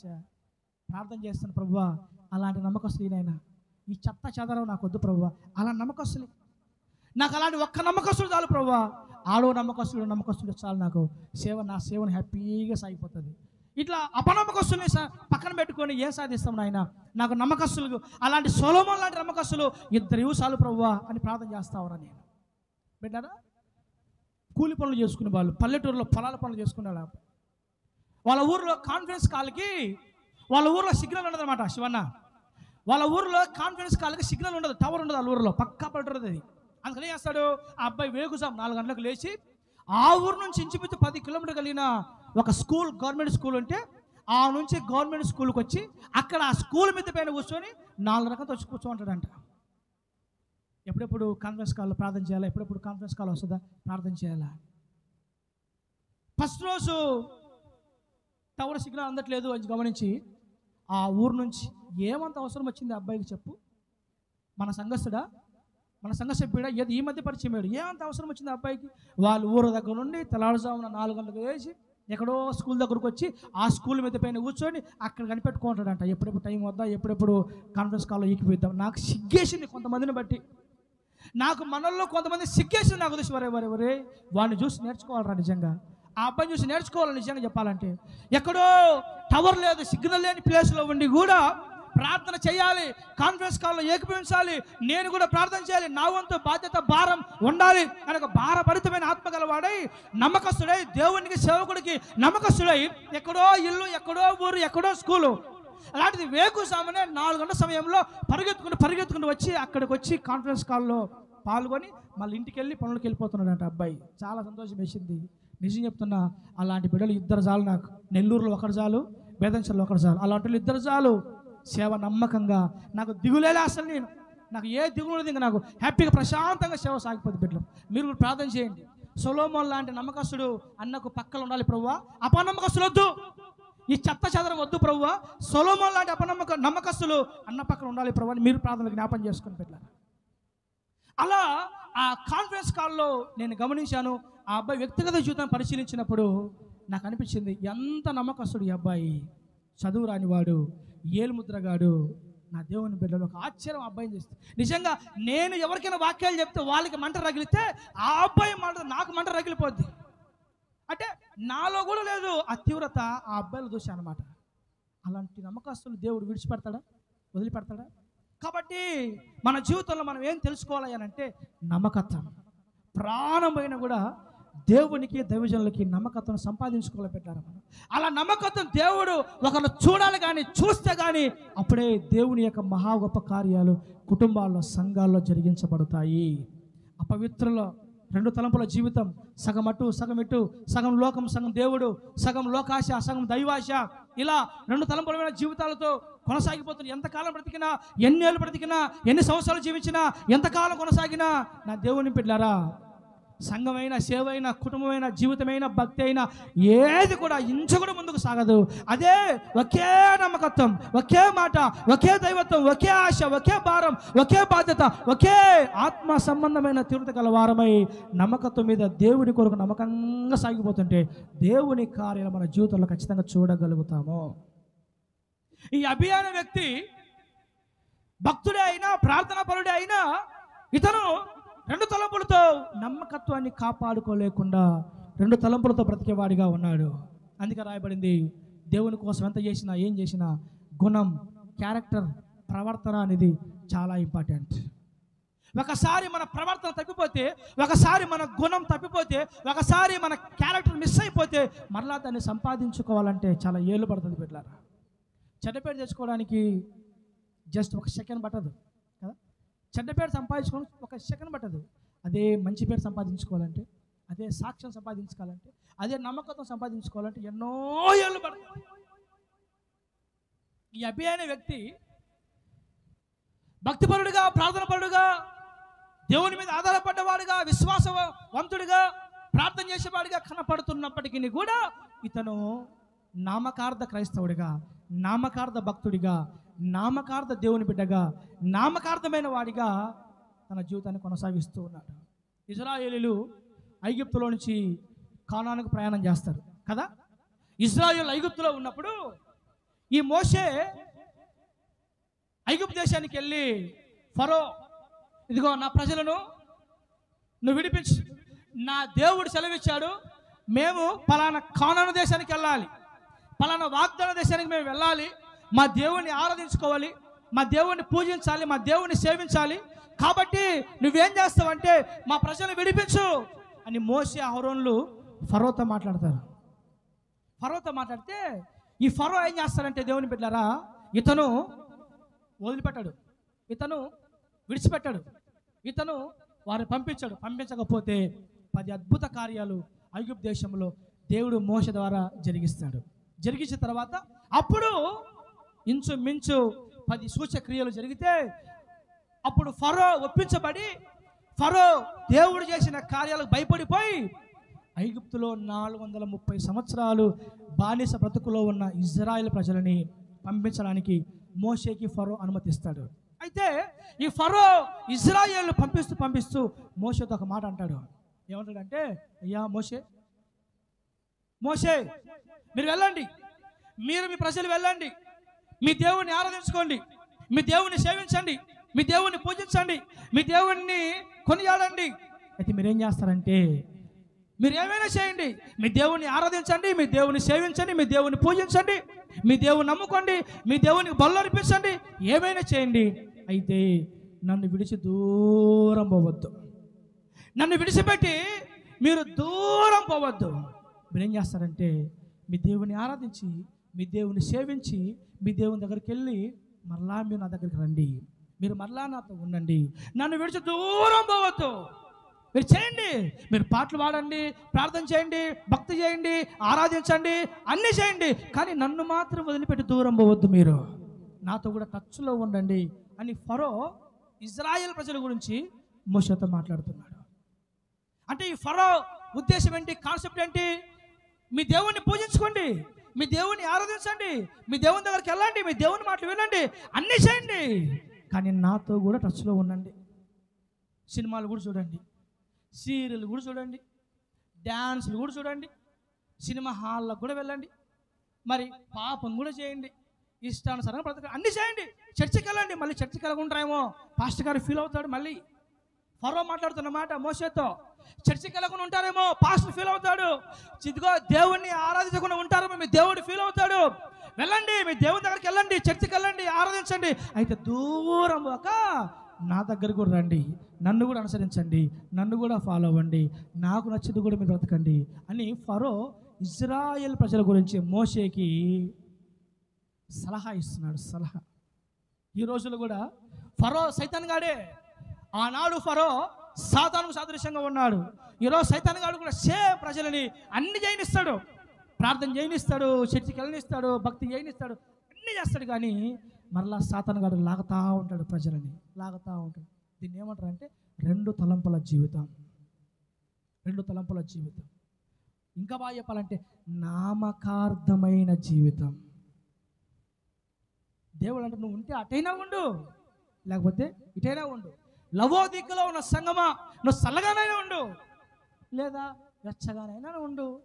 నువ్వు చల్లగా ఉన్న మేలే, నువ్వు వెచ్చగా ఉన్న మేలే, కానీ నులివెచ్చగా మాత్రం నువ్వు ఉండొద్దు దయచేసి. నువ్వు ఉంటే అటైనా ఉండు, ఇటైనా ఉండు, ఫుల్ లోకంలో ఉండు, లేకపోతే ఫుల్ దేవునిలో ఉండు, పూర్తిగా సాతాను చేతుల్లో ఉండు, లేదంటే పూర్తిగా దేవుని చేతుల్లో ఉండు, మొత్తానికి ఏదో ఒకటి, కానీ అటు ఇటు మాత్రం నువ్వు ఉండొద్దు. సైతాన్ గాడికి ఉన్న పేరు ఏంటంటే వాడు అటు ఇటుగా అన్నాడు. సాతానుకు ఉండే పేరు. యోబు గురించి దేవుడు సాతానుతో మాట్లాడేటప్పుడు దేవదూతలందరూ కలిసి పరలోకంలో భక్తుడైన యోబు గురించి డిస్కస్ చేసేటప్పుడు, నా దేవుని పిల్లరా, యోబు గురించి డిస్కషన్ వస్తుంది. అప్పుడు సాతాను గాడు దేవదూతల సమక్షంలో దేవుని దగ్గర నిలబడితే దేవుడు అంటాడు, రే సైతానుగా ఏడు వేస్తున్నావు, ఎక్కడి నుంచి వస్తున్నావు అంటే, నేను భూమి మీద అటు ఇటు తిరిగి ఇక్కడికి వచ్చానయ్యా అంటున్నాడు. భూమి మీద అటు ఇటు తిరిగి వస్తున్నాడు అంటవాడు. అంటే అటు తిరిగేది వాడే, ఇటు తిరిగేది వాడే, ఇటు ఉండేది వాడే, అటు ఉండేది వాడే. దేవుని మందిరంలో ఉండేది వాడే, సినిమా హాల్లో ఉండేది వాడే. దేవుని మందిరంలో ఉండేది వాడే, బ్రాంతి షాపుల్లో ఉండేది వాడే. దేవుని మందిరంలో ఉండేది వాడే, టీవీల ముందు కూర్చునేది వాడే. దేవుని మందిరంలో కూర్చునేది ఈడే, టీవీ ముందు కూర్చునేది ఈడే. దేవుని మందిరంలో కూర్చునేది ఈడే, బ్రాంతి షాపులో కూర్చునేది ఈడే. దేవుని మందిరంలో కూర్చునేది ఈడే. పాప మార్గంలో, పాప సంబంధమైన లోకంలో ఉండేది ఈడే. అంటే అటు ఇటు అటు ఇటు అటు ఇటు అన్నాడు. కాబట్టి ఎంతకాలం ఈ రెండు తలంపుల జీవితం, ఎంతకాలం ఈ నామకార్థమైన క్రైస్తవ్యం, ఎంతకాలం ఈ నామకార్థమైన భక్తి జీవితం? నా దేవుని బిడ్డలారా, ఉంటే చల్లగానైనా ఉండాలి, ఉంటే వెచ్చగానైనా ఉండాలి. రెహబాము కుమారుడు అబియా, ఈ అబియా గురించి మనం తీసుకుంటే, ఇతను అటు దేవునిలో ఉన్నాడు, అటు లోకంలో ఉన్నాడు. ప్రార్థన చేస్తున్నాడు, మొరపెట్టుకుంటున్నాడు, విశ్వాసం ఉంచాడు. అలాగే అతను లోకానుసారంగా కూడా రెండు తలంపుల మధ్య బ్రతుకుతూ ఉన్నాడు. కాబట్టి రెండు పడవల మీద ప్రయాణం ఏనాటికైనా ప్రమాదం బిడ్డారా. రెండు పడవల మీద ప్రయాణం ఏనాటికైనా ప్రమాదమే. కాబట్టి మరల చెప్తున్నా, నమ్మకత్వం చాలా అవసరం. దేవునికి నమ్మకత్వం చాలా అవసరం. దేవుడు ఎప్పుడు పై రూపాన్ని చూడు, దేవుడు ఎప్పుడు అంతరంగానే చూస్తాడు. దేవుడు ఎప్పుడు పై వేషాన్ని చూడు, దేవుడు ఎప్పుడు హృదయ అంతరంగానే చూస్తాడు. ఆ హృదయ అంతరంగంలో ఎంత నమ్మకత్వాన్ని ప్రభు దగ్గర మనం సంపాదించుకుంటే అంత నమ్మకంగా మన కుటుంబాలు, మన సంఘాల బ్రతుకులు దీవెనకరంగా మార్చబడతాయి. యూదా ఇస్కరియోతు అపోస్తలులో 12వ వాడు. యూదా ఇస్కరియోతు అపోస్తలులో 12వ వాడు. నిజంగా ఈ యూదా ఇస్కరియోతు మనం అనుకుంటాం, ఈ యేసు ప్రభువును అప్పగించాడు, యేసు ప్రభువును పట్టించాడు యూదా ఇస్కరియోతు అని వీడి గురించి చెడుగా మాట్లాడుకుంటాం మనం. నిజమే, వాస్తవమే. కానీ వీడిలో ఇంకో గుణం ఉంది. యూదా ఇస్కరియోతు ప్రార్థన చేస్తే దయ్యాలు పారిపోయినాయి తెలుసా? యూదా ఇస్కరియోతు వాక్యం చెప్తే ఎంతోమంది రక్షించబడ్డారు. యూదా ఇస్కరియోతు దేవుని వాక్యాన్ని బోధిస్తే అనేక మంది మారుమనసు పొందారు. యూదా ఇస్కరియోతు ప్రార్థన చేస్తే దయ్యాల గడగల్లాడై పారిపోయాయి. యూదా ఇస్కరియోతు ప్రార్థన చేస్తే అద్భుతాలు, స్వస్థతలు జరిగాయి. మంచి అభిషక్తుడు యూదా ఇస్కరియోతు పరిశుద్ధాత్మ నింపబడ్డవాడు, బలమైన అభిషేకం నింపబడ్డవాడు. ఇదిగో ప్రార్థన చేస్తే అద్భుతాలు జరిగాయి, ప్రార్థన చేస్తే దయ్యాలు పారిపోయాయి. అతను వాక్యం చెప్తే, వాక్యం ప్రసంగిస్తే ఎంతో మంది మారారు, మారుమనసు పొందారు. అంత గొప్ప అపోస్తలుడు యూదా ఇస్కరియోతు ద్వారా దేవుడు బలమైన కార్యాలు చేశాడు. అంత గొప్ప అపోస్తలుడు అతను. అయితే ఏం ప్రయోజనం? అతనిలో మరో కోణం, అతనిలో మరో కోణం ఉంది. ఏంటంటే డబ్బు ఆశ గలవాడు, డబ్బు ప్రీతి గలవాడు, లోకాశ గలవాడు, లోకాశలో మునిగి తేలేవాడు. కాబట్టి డబ్బుకు ఆశపడి యేసయ్యను రోమా సైనికులు పట్టించాడు యూదా ఇస్కరియోతు. అరే, ప్రార్థన చేసే అద్భుతాలు జరిగాయి, ప్రార్థన చేస్తే ప్రజలు మారిపోయారు, మారు మనసు పొందారు, ప్రార్థన చేస్తే దయ్యాలు గడగల్లాడాయి. ఇలాంటి జీవితంలో ఇంకో కోణం ఏంటంటే, ఏదో లోకాశ గలవాడు, డబ్బాశ గలవాడు, డబ్బు ప్రీతి గలవాడు, ఆఖరికి ఏ సైన పట్టి చేశాడు. రెండు తలంపులు. సేమ్ రెహబాము కుమారుడు అబియా భక్తిగా ఉంటున్నాడు, కుయుక్తిగా ఉంటున్నాడు. అలా దేవుల్లో ఉంటున్నాడు, లోకంలో ఉంటున్నాడు. ఇలా అనేక మంది క్రైస్తవులు కూడా ఆడా ఉండేది క్రైస్తవులే, ఈడా ఉండేది క్రైస్తవులే. ఆడా ఉండేది క్రైస్తవులే, ఈడా ఉండేది క్రైస్తవులే. ఆ మధ్య ఒక విశ్వాసి ఎవరు తెలియకుండా సినిమా హాల్కి వెళ్ళాడంట. ఆ సినిమా హాల్ పేరు ఏంటంటే సిరి. తెలుసా? సిరి హాల్ ఎక్కడ ఉంటుంది? కటారిపాలెం దగ్గర ఉంటుంది. నర్తక థియేటర్ దారి ముందుకు వెళ్తే అక్కడ ఉంటుంది సిరి హాల్. ఈ సినీ హాల్ ప్రారంభించిన కొత్తల్లో ఒక విశ్వాసి సినిమా హాల్కి వెళ్ళాడంట. బాగా తెలిసినోడే, నాకు బాగా తెలిసినోడే, మీకు కూడా తెలిసిండొచ్చు అనుకుంటున్నాను. వెళ్ళారా అయితే మన సంఘస్థుడు కాదు, వేరే సంఘస్థుడు. సినిమా హాల్కి వెళ్ళి సినిమా హాల్లో కూర్చున్నాడంట. అతను పాటలు పాడతాడండి. అమ్మా, అతని గొంతు ఎలా ఉంటుందంటే ఉండదు గొంతు అసలు. నిజంగా నేను అనుకున్నాను, ఆ అన్న పాట పాడుతుంటే అభిషేకం అల్లాడుతుంటుంది అట్లా. గొంతు ఎత్తుతాడు స్వరము. నేనే అసూయపడేవాడిని, అబ్బా ఎటువంటి మంచి గొంతు ఇచ్చారా ఎన్నకి దేవుడని. అట్లా పాడతాడు పాట. ఓ రోజు ఎన్న సినిమా పోయాడంట. సినిమా పోయి దేవుని పెట్టారా సినిమా చూస్తూ ఉన్నాడంట. ఆయన వాళ్ళ పాస్టర్ ఒకతున్నాడు, పాస్టర్. ఆ పాస్టర్ కూడా ఎవరు తెలియకుండా సినిమా పోయాడంట. అదే మంచి సినిమా అంటే అదేందో మరి, మంచి సినిమా అంటే చెడు సినిమా కాదు, మంచి సినిమా అంటే అదేందో. కాబట్టి పాస్టర్ గారు కూడా సినిమాకు పోయాడంట. ఇంకా చూడండి, ఇంకా పాస్టర్ గారు సినిమా పోతే ఇంకా అతను సినిమా కూడా ఆశ్చర్యం ఉంది పెద్దగా. వాళ్ళ చర్చిలో వాక్యం బోధించే పాస్టర్ గారే సినిమా హాల్కి వెళ్తే ఇంక పాప విశ్వాస అన్నది ఏమంటాం, ఇంకా చనిపోయాడు అన్న ఈ మధ్య కాలంలోనే రీసెంట్గా. దేవుని బిడ్డలారా, అతను అనుకుంటున్నాడు ఇక్కడ చుట్టుపక్కల ఉన్న వాళ్ళందరూ నేనెవరో తెలీదు, హ్యాపీగా సినిమా చూడొచ్చు అని మునిగి తేలుతున్నాడంట. అతను వెనకాల కూర్చున్న పాస్టర్ గారు అనుకుంటున్నాడు నేను పాస్టర్నని. ఆ రోజు తెల్ల బట్టలు కాకుండా కలర్ బట్టలు వేసుకుని పోయాడంట. తెల్ల వసలు వాళ్ళని కనుక్కుంటారు ఎవరైనా కానీ అట్ట. కాబట్టి కలర్స్ వేసుకొని నేను కలర్స్లో ఉన్నా కాబట్టి ఇక్కడ వాళ్ళందరూ క్రైస్తవ సినిమాకి ఎందుకు వస్తారు, నేను కాబట్టి వచ్చాను ఒక పనికి మళ్ళీ. కాబట్టి వీళ్ళందరూ అంతా అన్యులే, నేనెవరు ఎవరికి తెలీదు అని చెప్పేసి అనుకుంటున్నాడంట. సినిమా మంచి క్లైమాక్స్ పోతుందంటే మోసే విను, సినిమా మంచి క్లైమాక్స్ పోతుందంట. పోతా ఉంటే అదేదో హీరో ఒక మంచి డైలాగ్ వదిలేడంట. వాడు మంచి డైలాగ్ వదిలేసరికి చర్చిలో మనకేం అలవాటమ్మా, చర్చిలో మనకేం అలవాటు ఏమనంటే హల్లెలూయా అంటాం కదా. వాడు హీరో మంచి డైలాగ్ వదిలేడంట. ఏదో వదిలితే హల్లెలూయా అని అంట. వాడు ఏమనాలో అర్థం కాక కొందరు కేకలేస్తూ ఉంటారు కదా. మా చర్చిలో ఏం కేకలేస్తాం మనం, ఈ హల్లెలూయా కదా, హల్లెలూయా అనగానే ముందు కూర్చున్న విశ్వాసి హల్లెలూయా అని అంట. వాడు కూడా టక్కడి ఒకరు చూసుకునేసరికి ఈడు పాస్టర్, ఈడు విశ్వాసి. సిగ్గుపోయింది అసలు, మామూలు సిగ్గు కాదు అసలు. ఇద్దరు చెరో దిక్కున ఆ సినిమాలు అప్పుడే వదలరంట, గేట్లు ఎక్కి వచ్చేసారంట ఇద్దరు చూసుకొని. అదే లాస్ట్. అతను వాక్యం చెప్పలేదు, ఇతను చర్చికి పోలేదు, ఒకరినొకరు భయం. ఈడు హల్లెలూయా అంటే వాడు అంటే దాచితే దాగదు కదా, దొరకనంత వరకే దొరలు అందరూ. నా మాట అర్థమవుతున్నాయా? దొరకనంత వరకే దొరలు, దొరికితే అందరూ. దొరకనంత వరకే దొరకనంత వరకే దొరలం మనం, దొరికితే అందరం దొంగలమే. ఆ రోజు సినిమాకి వెళ్ళిన ఆ పాస్టర్ గారు ఆ డైలాగ్కి హల్లెలూయా అనేసరికి పాస్టర్ కూడా వీళ్ళు అనుకున్నాడు నన్ను ఎవరు చూడలేదు, ఈడనుకుంటున్నాడు నేను ఎవరు తెలియదు ఈడనుకుంటున్నాడు. కానీ ఆ రోజు దేవుడే వారి దగ్గర జ్ఞానోదయం కలిగించాడు.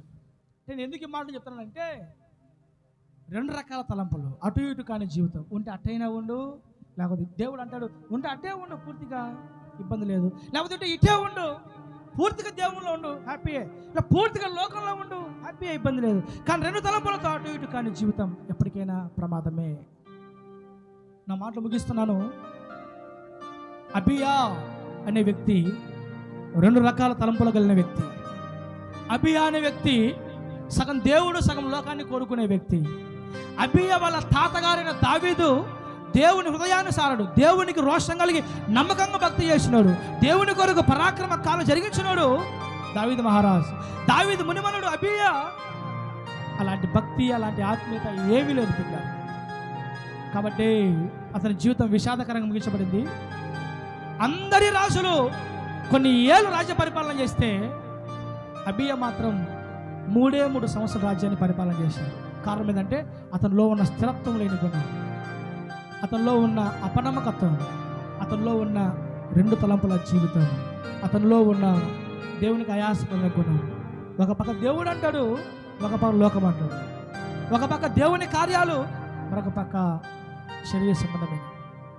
కాబట్టి నా మాటలు ముగిస్తున్నాను. మనల్ని మనం తీర్మానం చేసుకుందాం. నమ్మకస్తులుగా నీ కోసం జీవిస్తాం ప్రభు. మా నమ్మకత్వాన్ని కాపాడుకుంటాం. మోకరిద్దాం, మోకరిద్దాం, మోకరిద్దాం.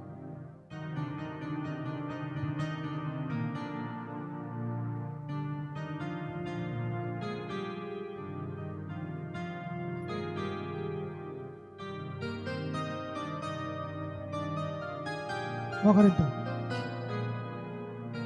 నమ్మకత్వం. రెండు తలంపులతో ఉన్నామా? నమ్మకస్తులుగా ఉన్నామా? రెండు తలంపులతో ఉన్నామా? నమ్మకస్తులుగా ఉన్నామా? ఏలియా అంటున్నాడు, ఓ ప్రజలారా, మీరెన్నాళ్ళు ఇంకా రెండు తలంపులతో జీవిస్తారు? మీరెంతకాలము రెండు తలంపులతో మీ జీవితాన్ని కొనసాగిస్తారు? యెహోవా దేవుడైతే యెహోవాను సేవించండి. యెహోవా దేవుడైతే యెహోవాను సేవించండి.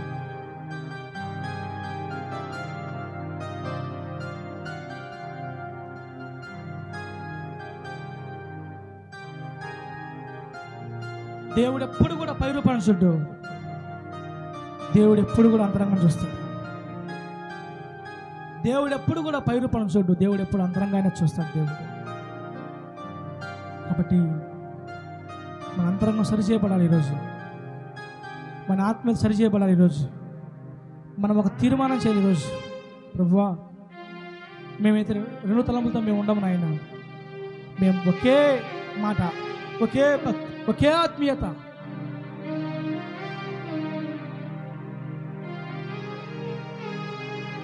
ఒకే ఆత్మీయత, ఒకే భక్తి, ఒకే మంట, ఒకే తీవ్రత.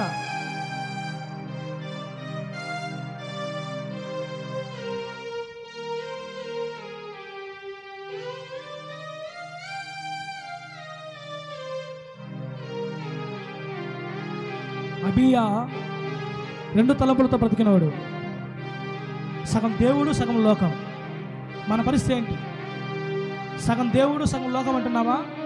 కంప్లీట్గా దేవుడే అంటున్నామా మనం?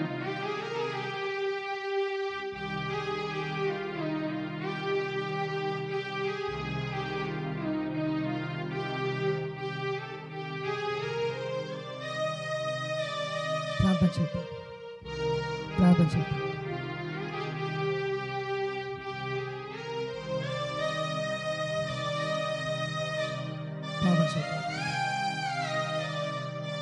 మాధవ ప్రార్థన చేసి, మాధవి చెల్లి ప్రార్థన చేసి చేయమా, ప్రార్థన చేద్దాం. స్తోత్రం తండ్రి, స్తోత్రం నైనా, మహాగణుడ, మహోన్నతుడా. అయా, నీ బంగారు పాదాలకు వందనాలు ప్రభువా. నీకే కోట్ల కొలది స్తుతులు, స్తోత్రాలు తండ్రి. అయా, గడిచిన నెల అంతా ప్రభువా ఈ రెండు సంఘాలని